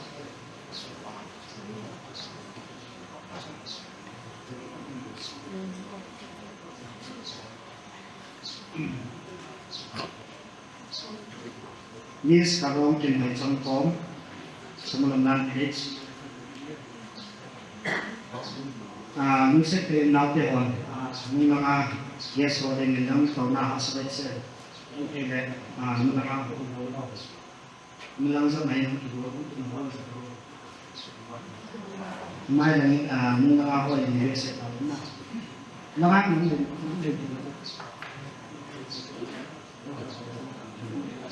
Kung kimakita sa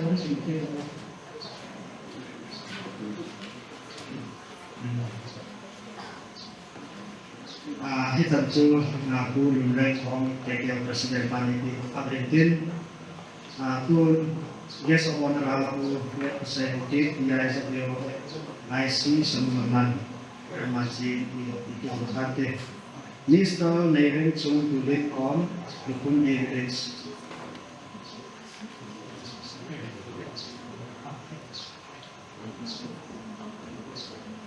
Mr. Golden Zakat kom hukum evidence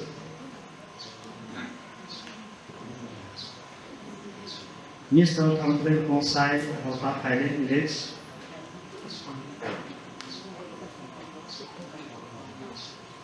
Miss Nemboy Totem Zison Village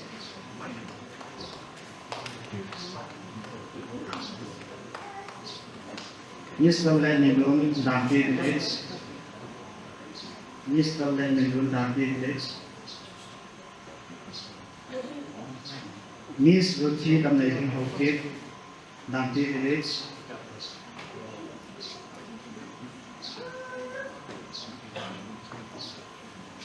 Sapo Rene Barkom Zerami Park Village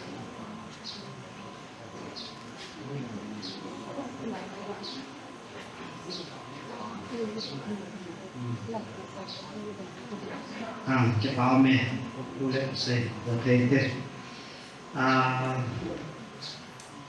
memento kita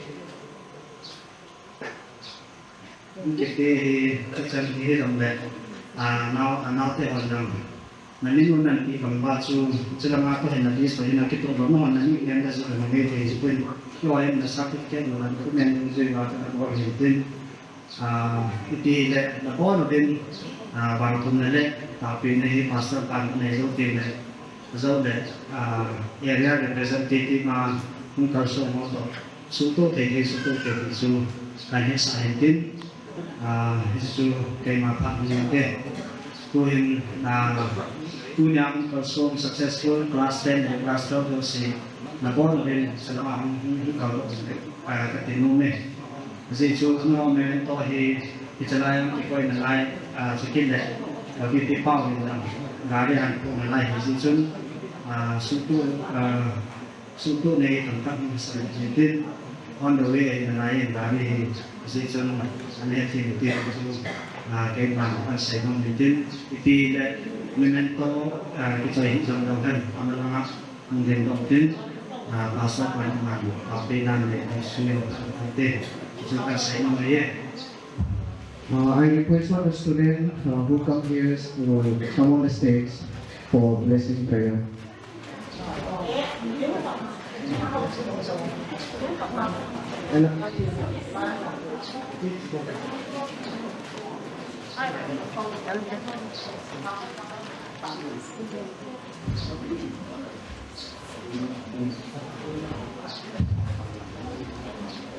While we arrange programs, while we arrange standing position for the photo session. I would like to assure all the successful candidates that we will be getting the memento.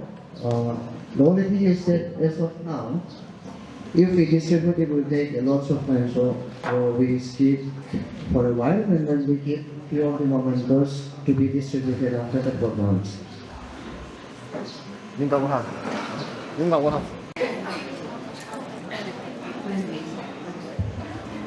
Thank you so much, Education CC, for your time. And once again, congratulations to all of the awarded students for your exceptional hard work and outstanding performance in their academic success. Wishing you happiness, success, and endless opportunities in the next chapter of your life. Keep signing. And now I would like to call Miss Rina to present this song.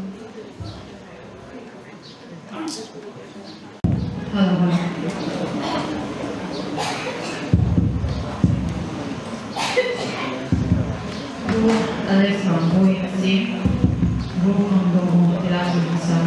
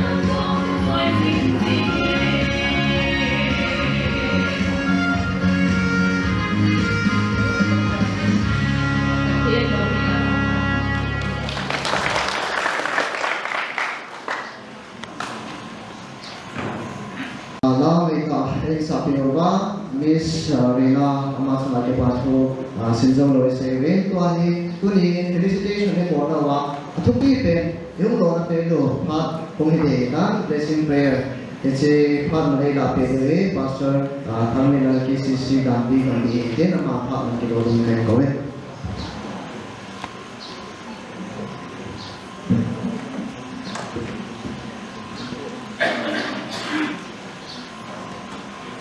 Masan dunia pasan ini jauh se congratulations kahin pemasak ini kita mungkin je class 10 class 12 Manipur pumpi abang center board India pumpi kita nala mi asal kita Allah kita na pasan ini celaya nunggu jauh tiba iho Samulamlan blok aku na mi zale sondu segi pasan na ini tiuhi kepapi umma mazing pathin thangwa he taun ini masang rin kyau chamcha kau dinumi tuni hi no modinga English ten significant milestone in your academic journey again hard work ahilole dedication of not to have perseverance it's all of say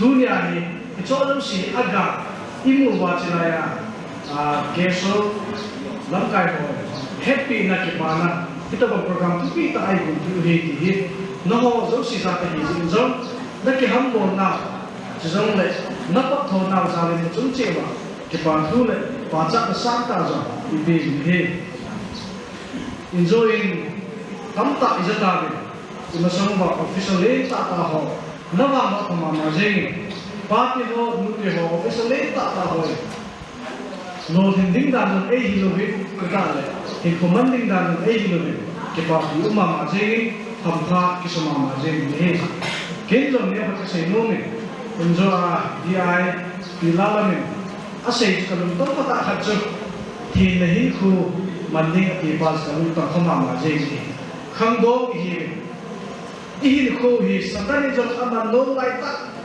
pathin jong ama no lai ta china thin na no holo na bo jo sing na so lai ta na tha ni na zo na lungi jong azo hen na china na azo lai ta hi chi phat lai ta hi decision la khel de pa bi bi za hi isi chul pathin so ku me pathina kingamin thin hi ko mangin ke tu ta in ma ko hi ma so te ti hi ko mo hi Kita nanti bisa masuk ini, misalnya melepas sebangin set goal di nak semu, anak ini, ipihak ke lain, ipihak ke Cina di, kita tu goal tu setting tu setting le, fokus, nak buat kita, kita goal tu nak mentain dia, fokus, kita buat anak ini. Ani nak invest your time on books katilom ni, not on social media.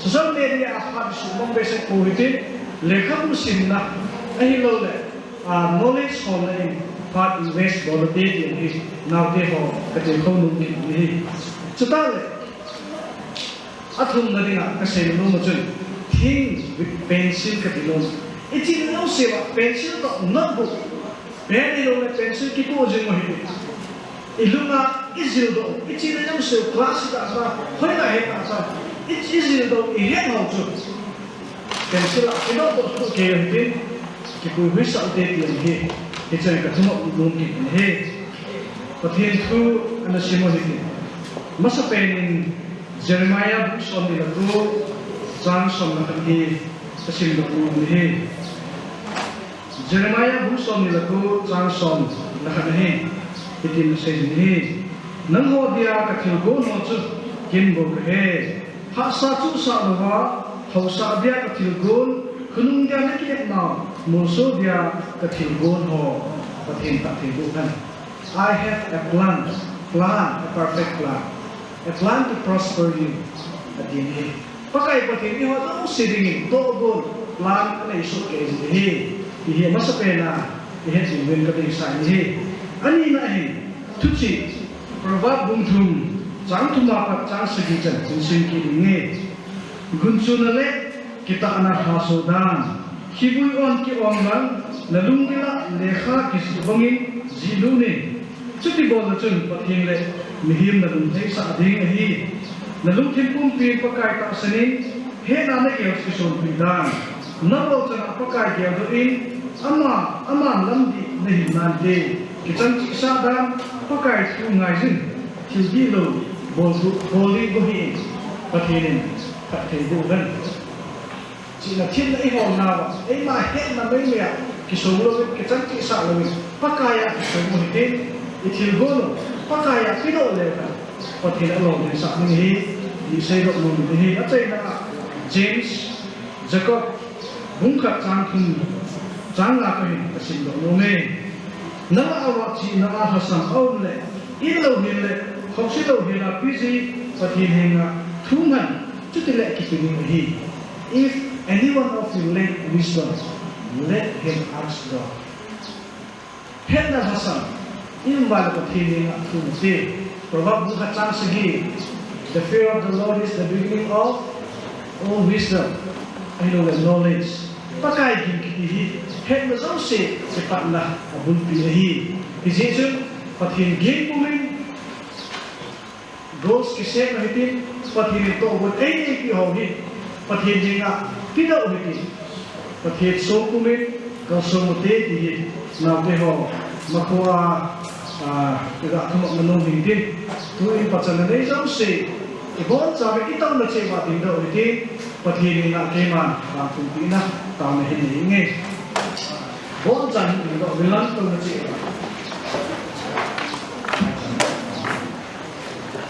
KSO aku ninjau bawa mengai jangan mungkin ni. Itu nak cepat. Ini kema aku ingin pathin tahu ini. Jumlah pathin namin loan katanuwe.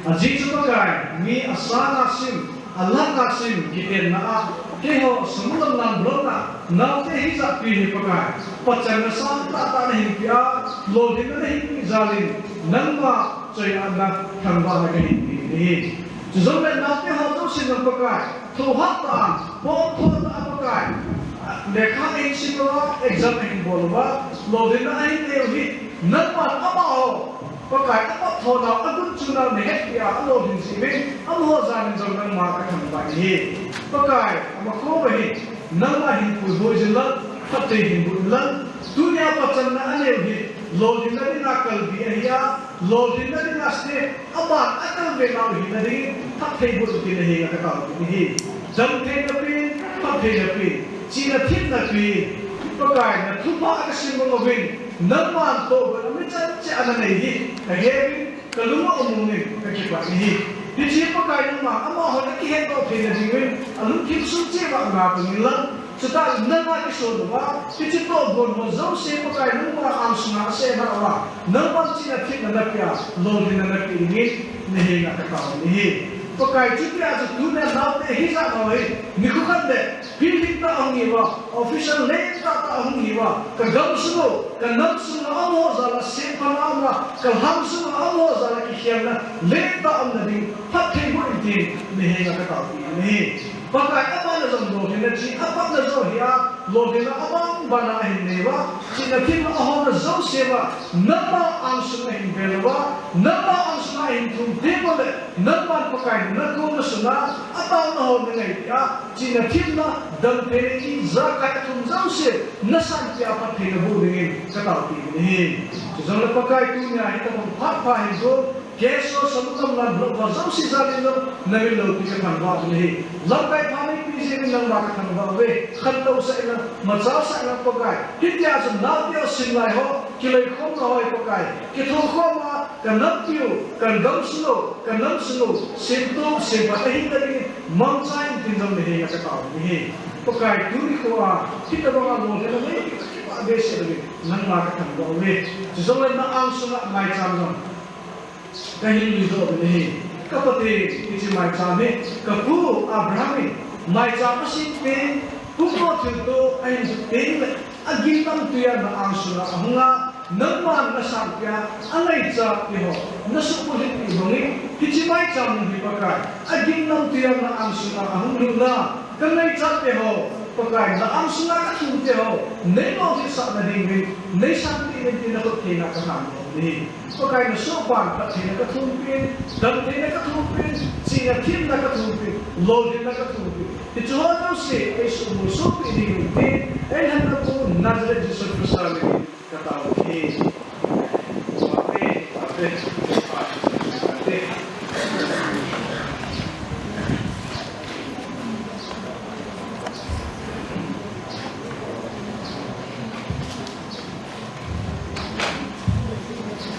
Thank you so much, Pastor Samulamlan, KCC Dampi, for your time. Now I would like to request our special guest, Samulamlan, President KSO CCPur, to come on stage and grace the stage with his followers. Thank you. Good afternoon, students. Masabi ko ng kahit yung kapalitan mo kami lang. Tuni, sige sa kampi upawin na kampi. Kemele, kinasay ko at kahi, maastig ito may tuwin. Sila, dia sa kampi u ang processing zone. Leto sa bukit, pinigay lamdaw kan. Sila, counselor, personay kampi mampi ito po.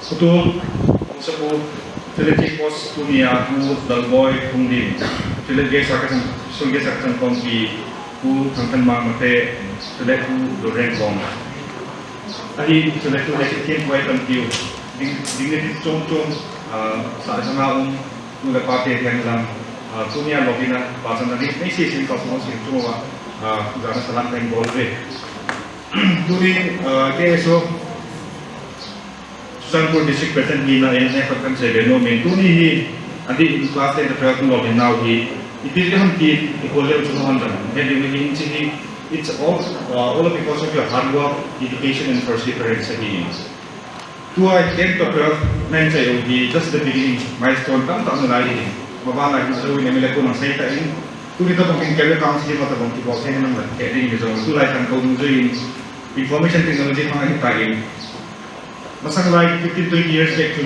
class 10 in by the first by to phone the community join I was like in class 7 8 is a phone check on by to phone he amanda kit by like the counseling he about kel na yo is on left e ma ni Google Play Store log x chum chum ni tela na ni ko like na ki no ho mo na future I should be ram ki ni ke ni adi to like na ki kira building le prospectan ta min atau bilang baru ketemu ada le guest kamu saya tahu ni.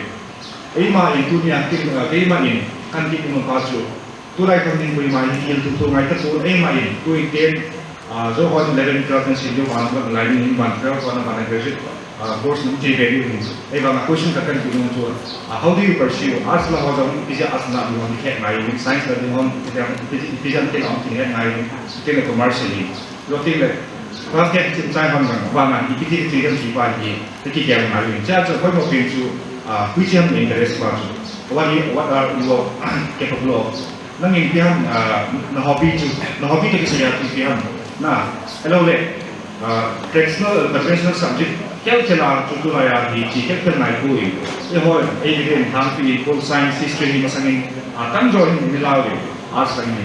Bapak ni dia tak mungkin share saja tu commerce lang ko ilo, IT lang ko ilo, MBA lang ko engineer. Kini bapak tak tahu kita lain. Jam akimu itu sih kan kira kan tak discover di mana itu society semua ni. Ayah bagi tak tahu mana cuma kita pilih kerja patus. Which one are you here? No interest na part ni kita tinggal abang le. Interest aja ini je acumo si kira acumo perceive ni pun ni lah.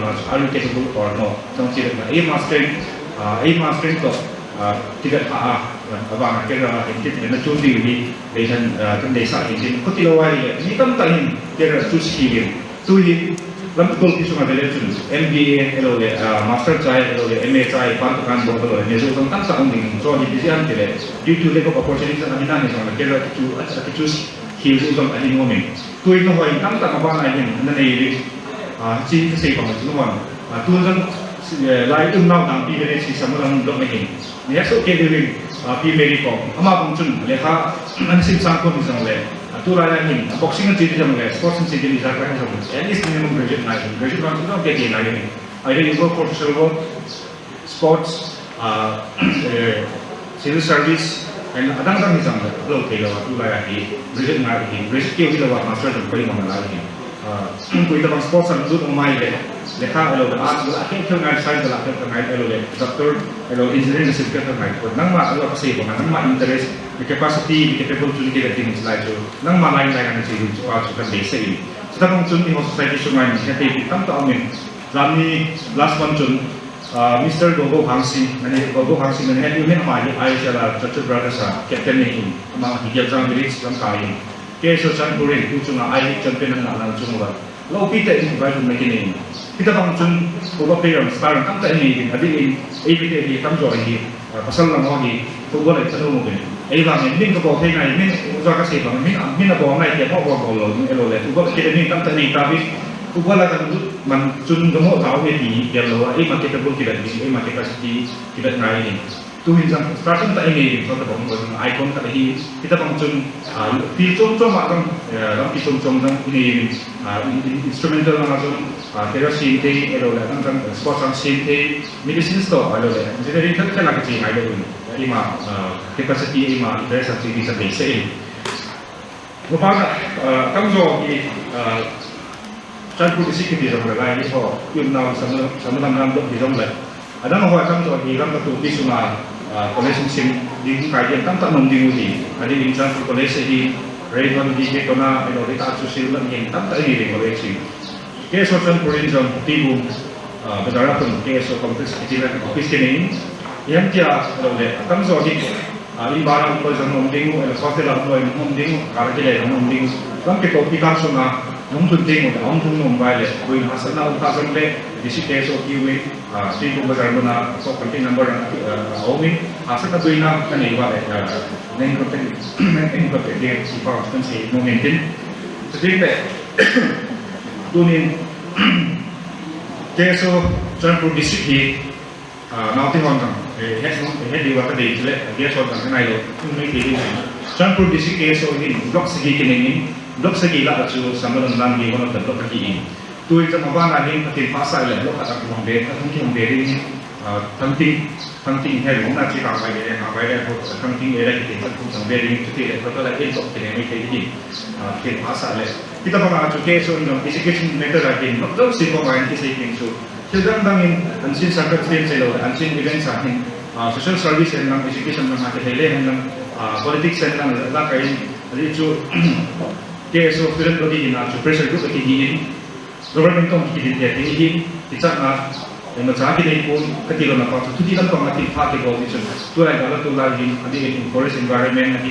gamle butuh ini zakah hidup nak KSO ini Senaban acun fokus di bentuk education kita tadi senaban acun zuar kasih lo pola sama dalam dia untuk cuma lo kita lagi lontar tamang pelatihan berperang Felicitation program pun di main pun cuma cewa dipatukan saya tu ni dalam saya bedizan kalau dia pun akan zo dia sana akan tak saya tadi tadi ini dipatu ada yang kan saya mungkin game dia sih orang lain cuma lebih betul betul bulan boy mungkin ama ini kita kan saat ini nanti kita cuma pasal ini cuma kita tipe kilo wah mau ni ada jadi bongkar ini foto di semua ama cuma keho di sini KSO tela keho pasal komputer sama dengan blok T ini posat menjalu di sini KSO mana dipatukan sini sehingga di sini KSO akhir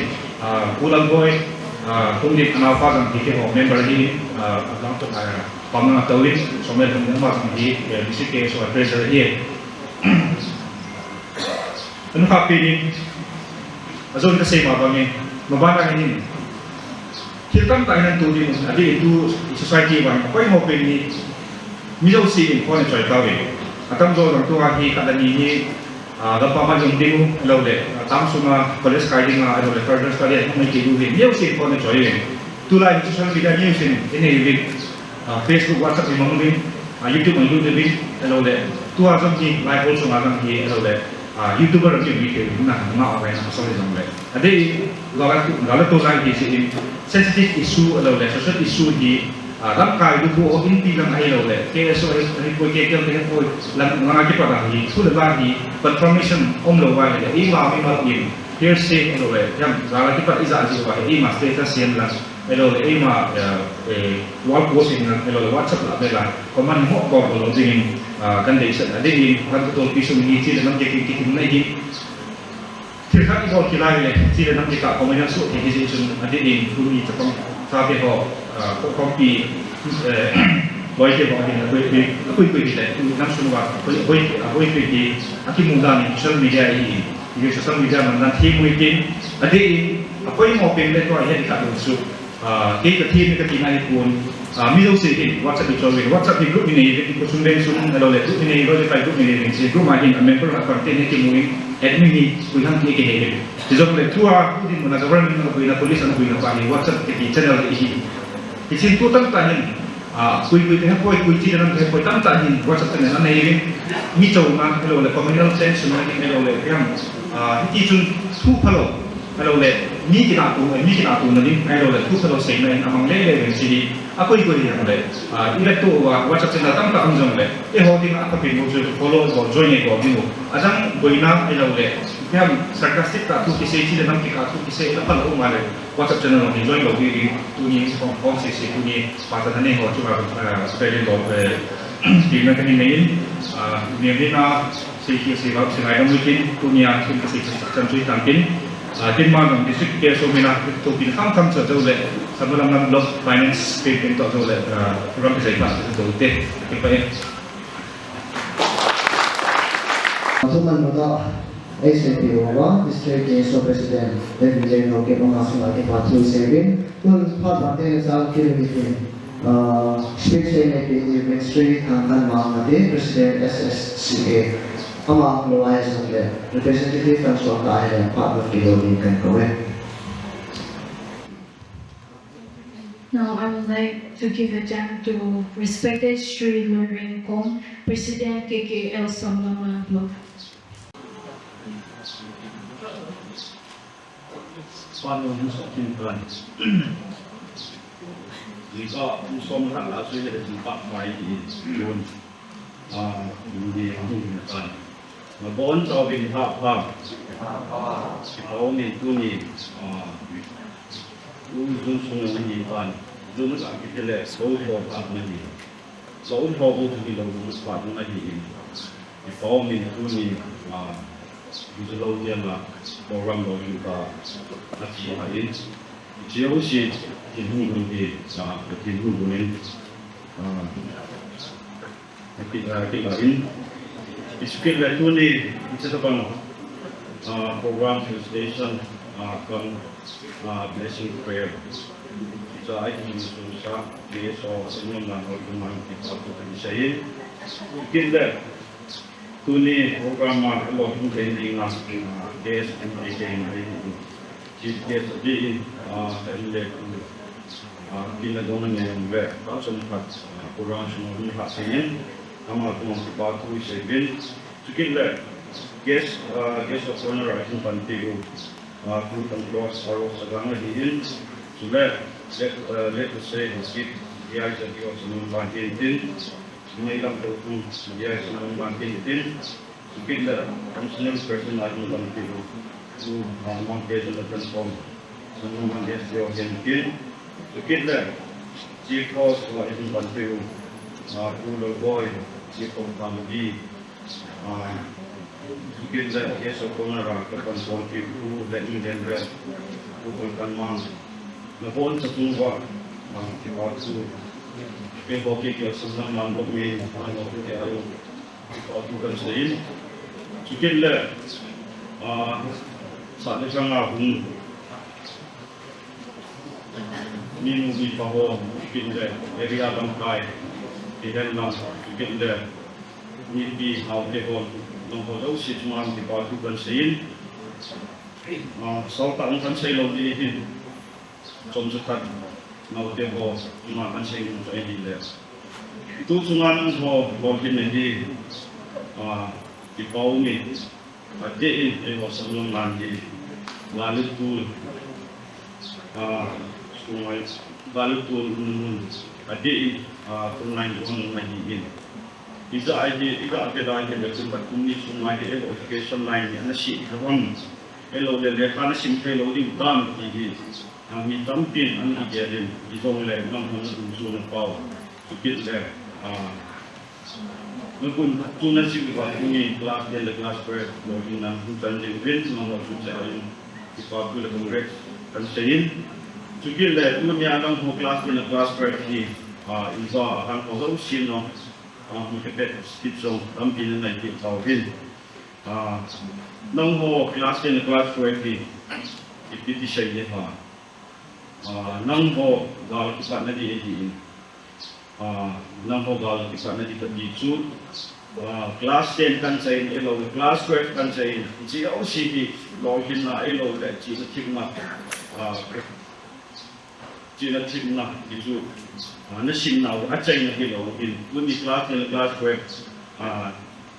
nan so pau binong madi nga force gate sa lagi force gate ng hinay lo waiting Ichi force get muna din nga so form ng mutabang bet na lahat din na bigyan ko siya.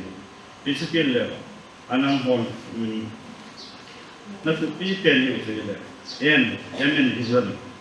Mong lo ale de lo vision na lo ale de lo vet di mau te ko ma acai ma tan mai pa tin ke go adi KKL Samulamlan di itu saya dah blok sungai yang blok area asam benon bin apa asam bin ya bon te sun philanthropic na kalau kamu san bol sing ke bin ja tu anang manjo itu bin pay dia banang itu bin jadi anau te ho helang lang sai ho helang bila age sa bolo sikumam ke ho ke ini nang paneyin itu kira acai itu devotees KSO lagi itu kena orang kau bin nonghon nasi mau elok selalu nalar itu ini kamle kombi yang nonghon contoh nanti kan devotees yang Samulamlan berbisa penting ini present viral sikit masuk su tentu saya macam nanti.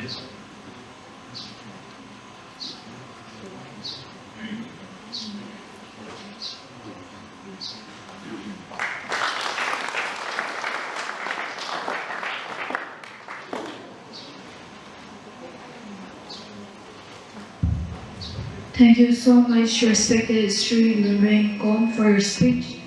Now I would like to call Miss Sri now on stage for a special number.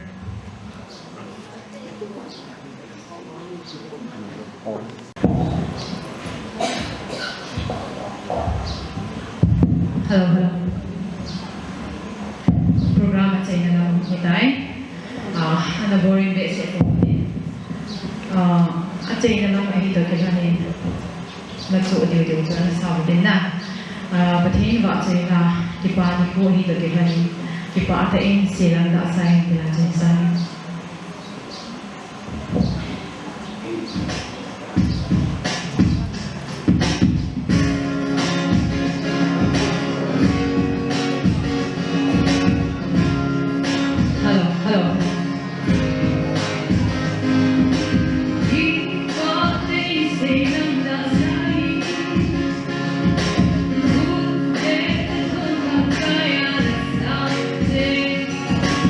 Now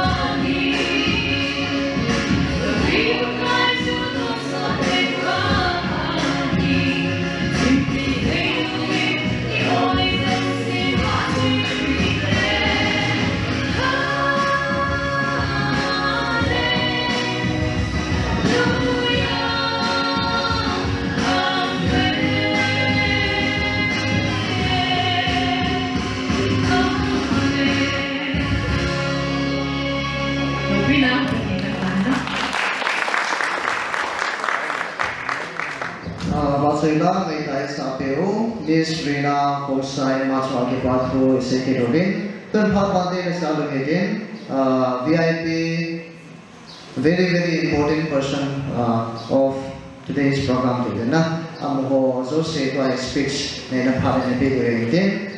Sila in the video so yang dia Chief Samulamlan Doksuna Hausa Jose, ang present Jose, Pak Mamnon Chanchun, Anman Heading din, Abang Katin Nachun Doksuna, KSO, Adam Hong Bible Hong Pai, Amazon John May Contain, then Abang Katin Doksuna, I hope Hope in Yamulena, Song you Hopung Vil, Dampi Hopung Vil, Bantatin Nachun, Hong Pai, Chilakai, Hopung Sakam Hopung Hopena. It's not an argument for now. In case if any organization representative from the specific area within Samulamlan block na ang kaahile tu sena parliament meeting tun Hausa ang hak manu mahile hak ana biyote lo intin om talwa hele koi ta bang yo program akong sao KSO representative yang lang kiloy ko na KTL thế dòng để cứ xây nó có ngoài để hoặc là biểu thế ok ông tạo ra hai bạn nên sao PP về thế na em muốn hàng xuân rồi làm xây mà bằng chút sống làm thì ở khu phố mình ông là tuy có lưu điều nhân tuy có làm sống khăn nào phần lưu điều nhân khăn ông na Amazon lại ai PC về Amazon Amazon cái bạn theo xe về tôi nói muốn là phát mà nó kilo lại bằng mình thế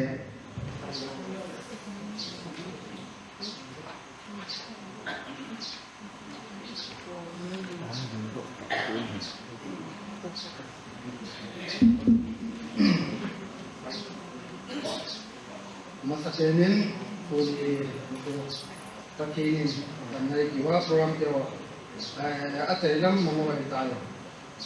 Dalam apa noi dan mai musawa untuk lebih nanti bikin. Tule puni programan itu dari ngajulom, yes orin. Tule nai kutu sebuhin. Tule punya ministry konfirmasi. Masakenin jangan sampai kan pi. Tule tak mengahi.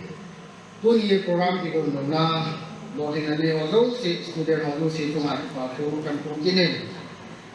Program yang beliau pun kami tu pun yang le yang area ini UIU di course England yang second involved. Area kat form le kutung puli kahiling juga pun sebab mereka ni suatu maupun nanti kat itu punya langsung buat kita bang. Samulamlan dua ni, tu orang ni nahi, yo dong. Nau ti ho, awal ni ni yo si, hongkang Samulamlan yo dong. Langsung lampai ni bola tu kan yo hi. Bola ni tu mai ni poin, din pergi pam din tak tu. Samulamlan KSO boleh pergi pam ni. Jadi tu langsung aku program mereka gumba le amu hi. Dah sehingga sedang untung dia dong. Nông lao du hi, ta program các tạo hình và các tập đồ làm mọi hi, luôn hết tập program luôn chỉ ngoài không tạo gì, vậy chân do rồi tu sung cái hi, cái chỉ đồ có hi, hiện tại chúng tôi nói cho con cháu con mình, cũng như trong cái ta học cho do là mình chỉ cần mình coi là cái rằng là con cháu con mình, là mà chỉ lo, là mà chỉ đúng lo con cái sản phẩm này, cái hi là mà chỉ mình xây, cho nên Samulamlan ai cho nama cho executive sama ni yang ni tu ni aku dari dipawin tu le finance by alam nga ka ko tu hi hizong le tu ni ka pawin imai dong le tu sei kim lo dong le pat mu di ho sa du noi ka pawin dien tu sung ta ko mo alo le bok ma ta ka se nu tu cintang pi yang nga lo ding ai ko le si tu nga lo ding ni nu le pa se ni khala do nan ko di pai na sum lo dio ai to nu le pa ku ni chan ya sa chi na ning se kon a sa ku sa ding a phan mo de ding se ko ai tum tu ni na nu na pa tu se an yang ai ko ko ni sa ko na so ni na me di pa ko kan se no min tin masala ng tan ti se ta อีจินเทว่าเลยที่นักทำสิ่งเหตุใดตัวนี้เกี่ยวกับทางที่บริกรมันต้องหัวนิ่งว่างแล้วเลยสมมติว่ามันเป็นตัวนี้ expenditure นี่เขาบอกว่าตั้งชิ้นหนึ่งยกใส่กระเป๋าขึ้นปีกับปีมันรู้สึกเป็นแล้วถึงเรามันเป็นเราลังเกี่ยวกับการจริงๆจริงๆ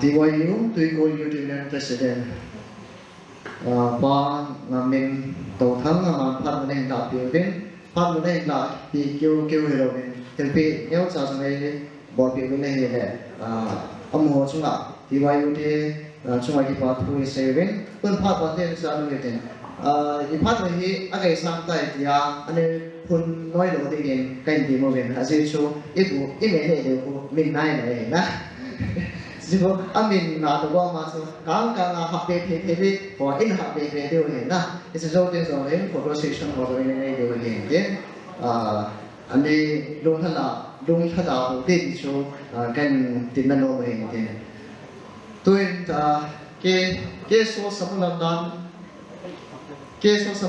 로 executive session Iwaning Amaswaning is an DIE Felicitation program in Manpi Tawahile. Iwo student who are pass out in say nominate your Gadasana. In case if the recently successful candidates who would like to give a short speech, I would like to request you to take your time. Tahi Kuitapang. Assign no why the first step on the it's not mandatory for you all to give a speech, but I would like to give you all few time to take the time. No mobile trong chuyện cả các ngã số lâu thì na các ngã số lâu thì sẽ chọn với tập bằng phát này no mobile để apartment cái đồ đấy cả rồi.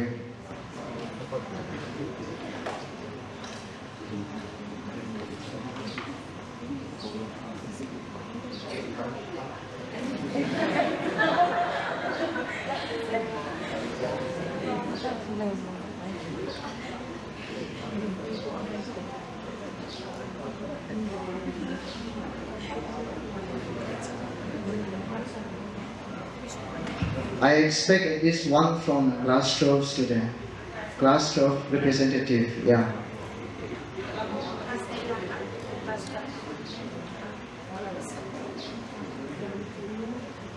At least one representative from class 12. Phải má nồng đầu đó.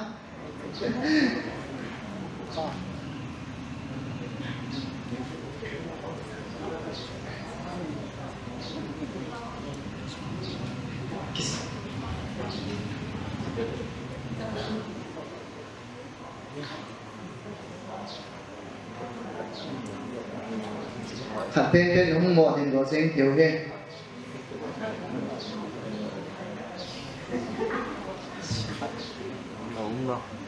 Education ki di all round development hai na personality yang di education khanai la dio hichi min pha india ma pha de lo ko ea ne ma so it's a part of personality development he di jokan sei lo me na chi a sun ho pha tan dio ne den minit ni ta ba nga ngo te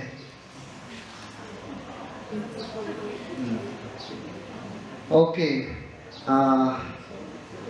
Pháp ta lâu hình thế nào ông ta lâu ai thế Pháp bản tên sa bên điều hình thế tuần cuối tập bằng ít lâu vài pass out cái successful candidate nó là pass thì họ ông cũng có vài là khởi ra đến bị điều mình cần tiền này successful candidate họ anh là pass hả ada memang successful candidate Class 10, 12 pass, anu lepas yang mau sih. Okay, kan ni pun ni, ni dia mana? Amo sih ni, nu lepas yang mau panhat masalah ni, mau sih ni kai sih dia mana? Jadi asal nu lepas yang mau sih tu lah cái bản đâu sáng in nó rồi isa te wa lo thi de na hi a so ma sun le pai lam ya na bi lam pa me song de a pa na hung pa no wa isa te o tu ni hi lo tu ni lo thi no hi a ki pa me hi lo wa a ba na song lo thi na mai sang de na celebration ne thi sin na de ve no le pa de na student mo so si song de na pa hung ha pan si de ve de na ne lo me ne hi a ba na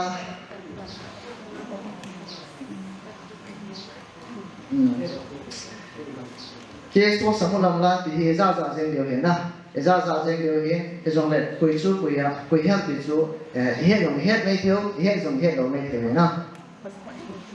Many of the time we might be hearing about KSO Samulamlan, and then we might be confused, or it is important to know who is our executive members of KSO. So I would like to introduce KSO Samulamlan Executive. So I request all the KSO Samulamlan Executive to be ready, and then I request them to come out on the stage.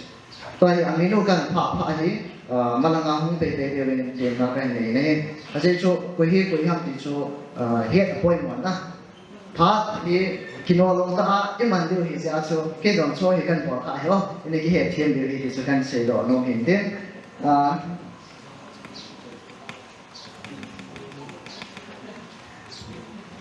Ang Spain penadiliti de kulin hokip President KSO Samulamlan. Ang sa mga set stage na ngayon kada yung dope ke pamente. Abang kating le thangmin lur bai ke VP admin. Abang Paulun Lupen VP external. Then amang sa mga set pulang naon sa lehong po ke pamente. Abang na M Zamlin Mahokip General Secretary. Kung doon din ang pangkatin na sun, ginsang din Dongel, Joint Secretary. Kung doon din ang pangkatin na Luto Hokip, Secretary Home. Ang sumin din na, ang pangkatin na sun, David Tong Koho Hokip, Education Secretary. Ang pangkatin Lin Hokip, Finance Secretary. Ang pangkatin Henry Kongsay, Information Secretary. Ang pangkatin Miss Rina Kongsay, Treasurer. Miss Mary, Joint Finance, Led Million Hokip, Assistant Education, K. Makita.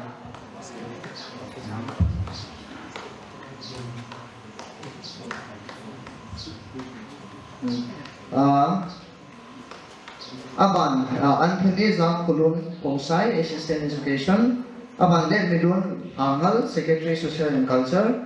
Ngamin Gautumdim, Assistant Social and Culture. Saymang, Secretary R and Relief and Rehabilitation है ना. अब बात करते हैं lesson counsellor Secretary YAS, Joseph Tungdim Assistant YAS, Tom Chinthang Assistant R and R. अब वो चैनल से ये Executive KSO Samulamlan Executive CCN. इन हमें लोग अनकी है सो के लिए हम देना in case if you have any problems regarding education or whatever it might be, you can please feel free to contact us. That is what I would like to say. Abana Sri Thamdin Lin Tungdim Advisor Amazon in the topic of department.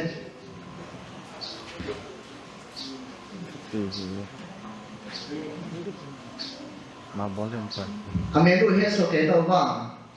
He so ke tau sana. Okay, he so ke ba hi le ये तो ना चियो दूसरे टाइम की जरूरत की देरी है दिया में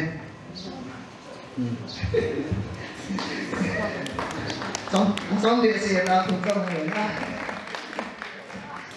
सिचुएशन ये ना बान part he education secretary ban some से है कमाल नो रहते हैं इसे ऐसे मसला सुन जो लगा Memento import na si siyo asal lo si siyo asal yang paling bukan wajib santai dia itu akan saya no kita begitu.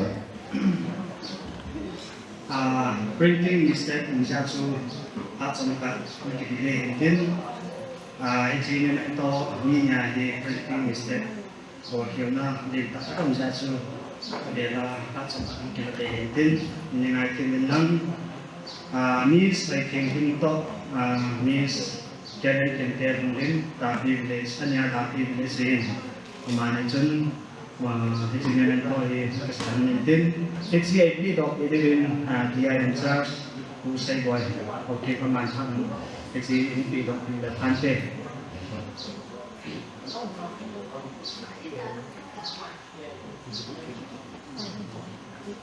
Miss Karen Dampi Village Miss Karen Kente Mungkin Dampi Village ini komen dulu.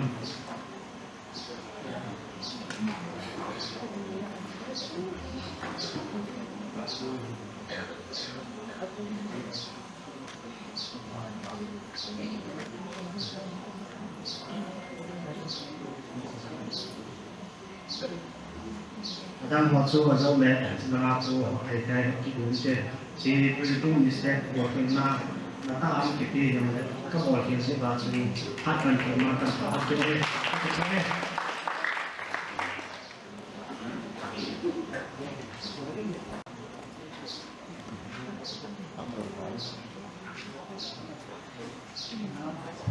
Now let's move on to our order of program. I would like to invite Mr. T by the VP and KSO Samulamlan for vote of thanks.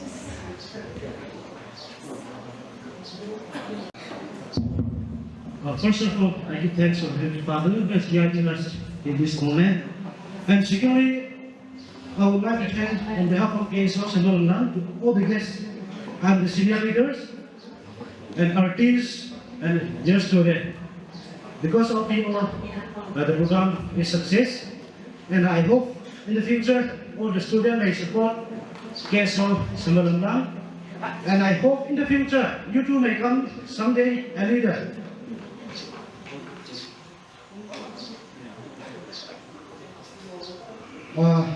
The Batu English Law Changcha, a say in the board of thanks can ever say in the party pay cut in the English.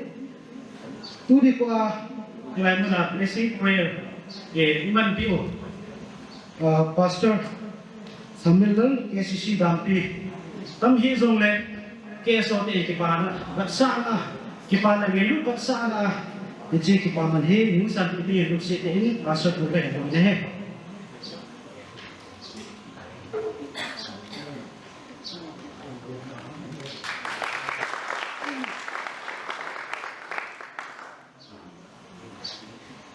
Tuliko kita bang program loksma kung karakat ay mo kimang jero nilin ko hi student mo sinay mo ringa hi tupi pilkat jela KSO in ko guna tupi pera di ko ikat suyi in zechun tuliko hinay mo na ang kalsong tadi student tampi na uvil ki patu asayin jela nang mo tabang ahong mo mahong thailang tuni bahi mi tampi in dilay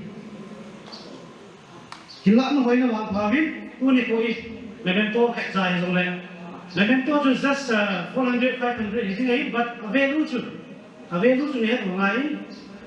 Memento tu ni yang kila atein, mun kan ada tu kisah tu kan but you must know the value of memento. Itu ini aku pera tu. Kami cerita kiunglah memento pun kipi kilo ni. Ya value macam itu value kan sein. Tuli koin hita pang program ni mandi kasi kikising lahi kusuhain langkay ho ikapal songin Dampi yang sapa ulang koin kau lain kumdah hanya kilen hile amai kipa unte ini napal ti urin isen chana macho kipa tu kain sein tukile kita pang arrangement hinbo Dampi kusuli ko macho kipa tu kain sein kile balong ta mi kita tadi sound system ini, tengah ini sudah banner ho. Kat mau kita dan tak zebin, jika mau lek kusumi ho cuma KSO Samulamlan ke patu ke zebin sudah area wise mungkin so zawat iwan ini amazon. Ya ini kan itu aku sah ini tak mungkin so zebin KSO ini cuma ke patu ke zebin Baru saya ini langsung lek, acung lama ke ini boleh in, kita saya tu boleh tahu. Jika ni sudah kita jenis awak, kita boleh saya jizong ni intin to par lang ki phol la chu education an pul ke lo pe mai technology a chu mistake un phadi mai in e class 12 fa chu ong lan hung din di ko bi la ong lan hung din ama chu a percentage class 12 fa 73% ama na school in ama hung se a chu correction ki bolo le zo kan mo bien mo isa te ka umi ja chu mi pi ne kim do he ama hi net he ki la lai Samulamlan to ka KSO president na ko sota pu thian nam hung din a cha pa omil la ama chu he ki tu kan sri hin tin iki kan ti mai le an de an ko au sa ko in an ko ha de se ki win chi he atui lo se ko hi tin ngai lu za le sa za la when you can go out again, why you don't see you? He's a man. As all the people are in. Mapana, similar to Hozo, Secretary, the Dampi and the Pushing Building, to come to Hozo, say to what about to the same, to our to Sanjuta test, the people.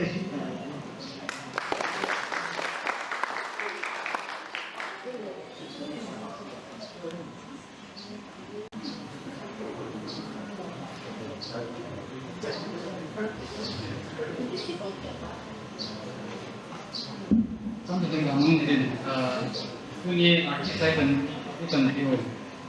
Dari pun sudah ini sama di sekolah ini dengan si KSO dan negara panau masih betul sedikit. Pak Malkan sebenarnya masih semua yang kita persen ini.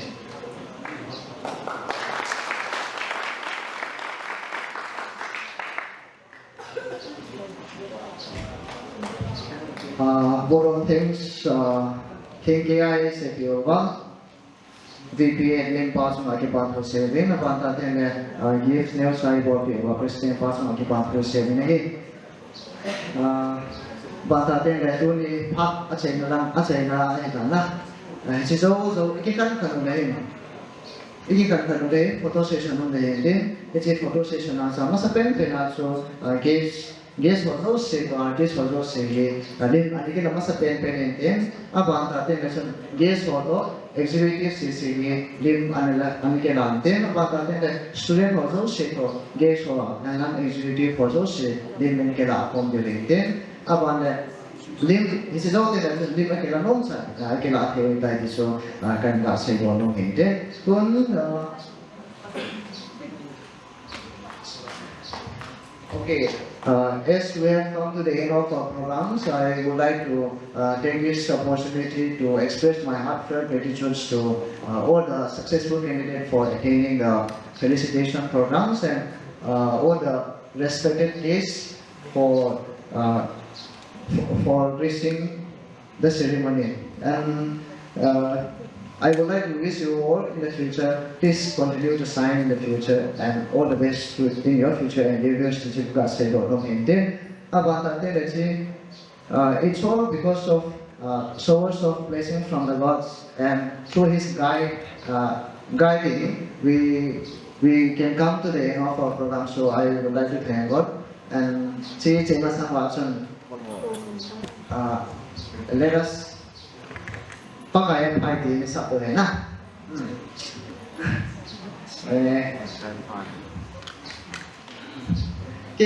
God is good but let not all the time at the so.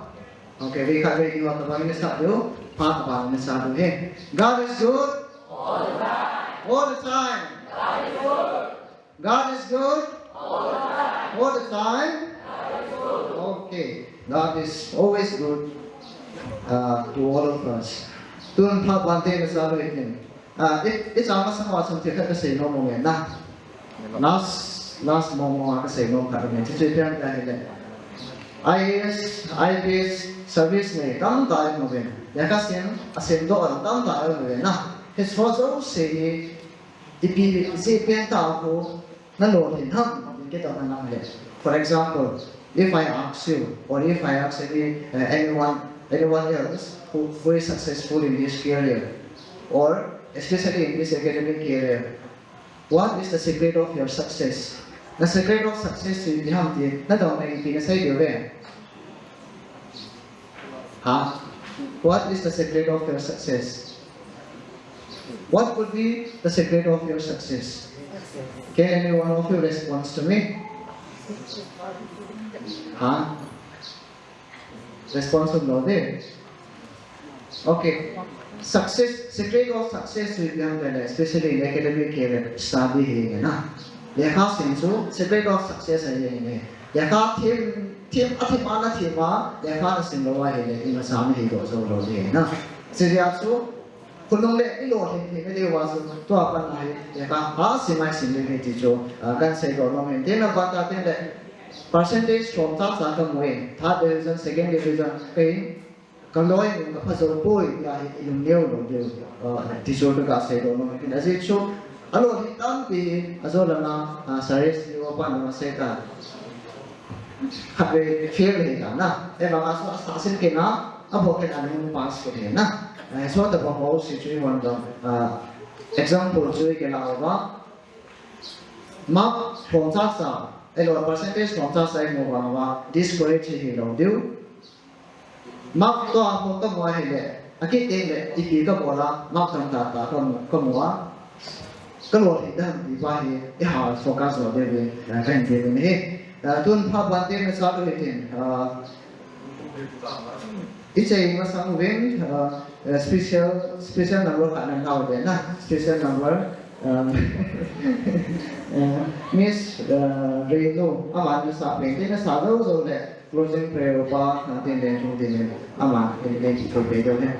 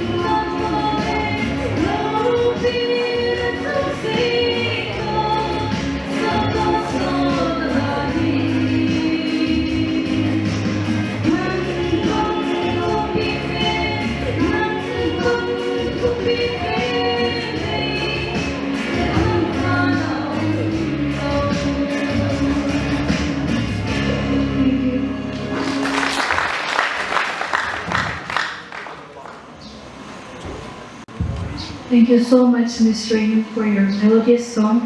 Now I would like to call Upal Hampton Land Long-Term Advisor for a closing prayer.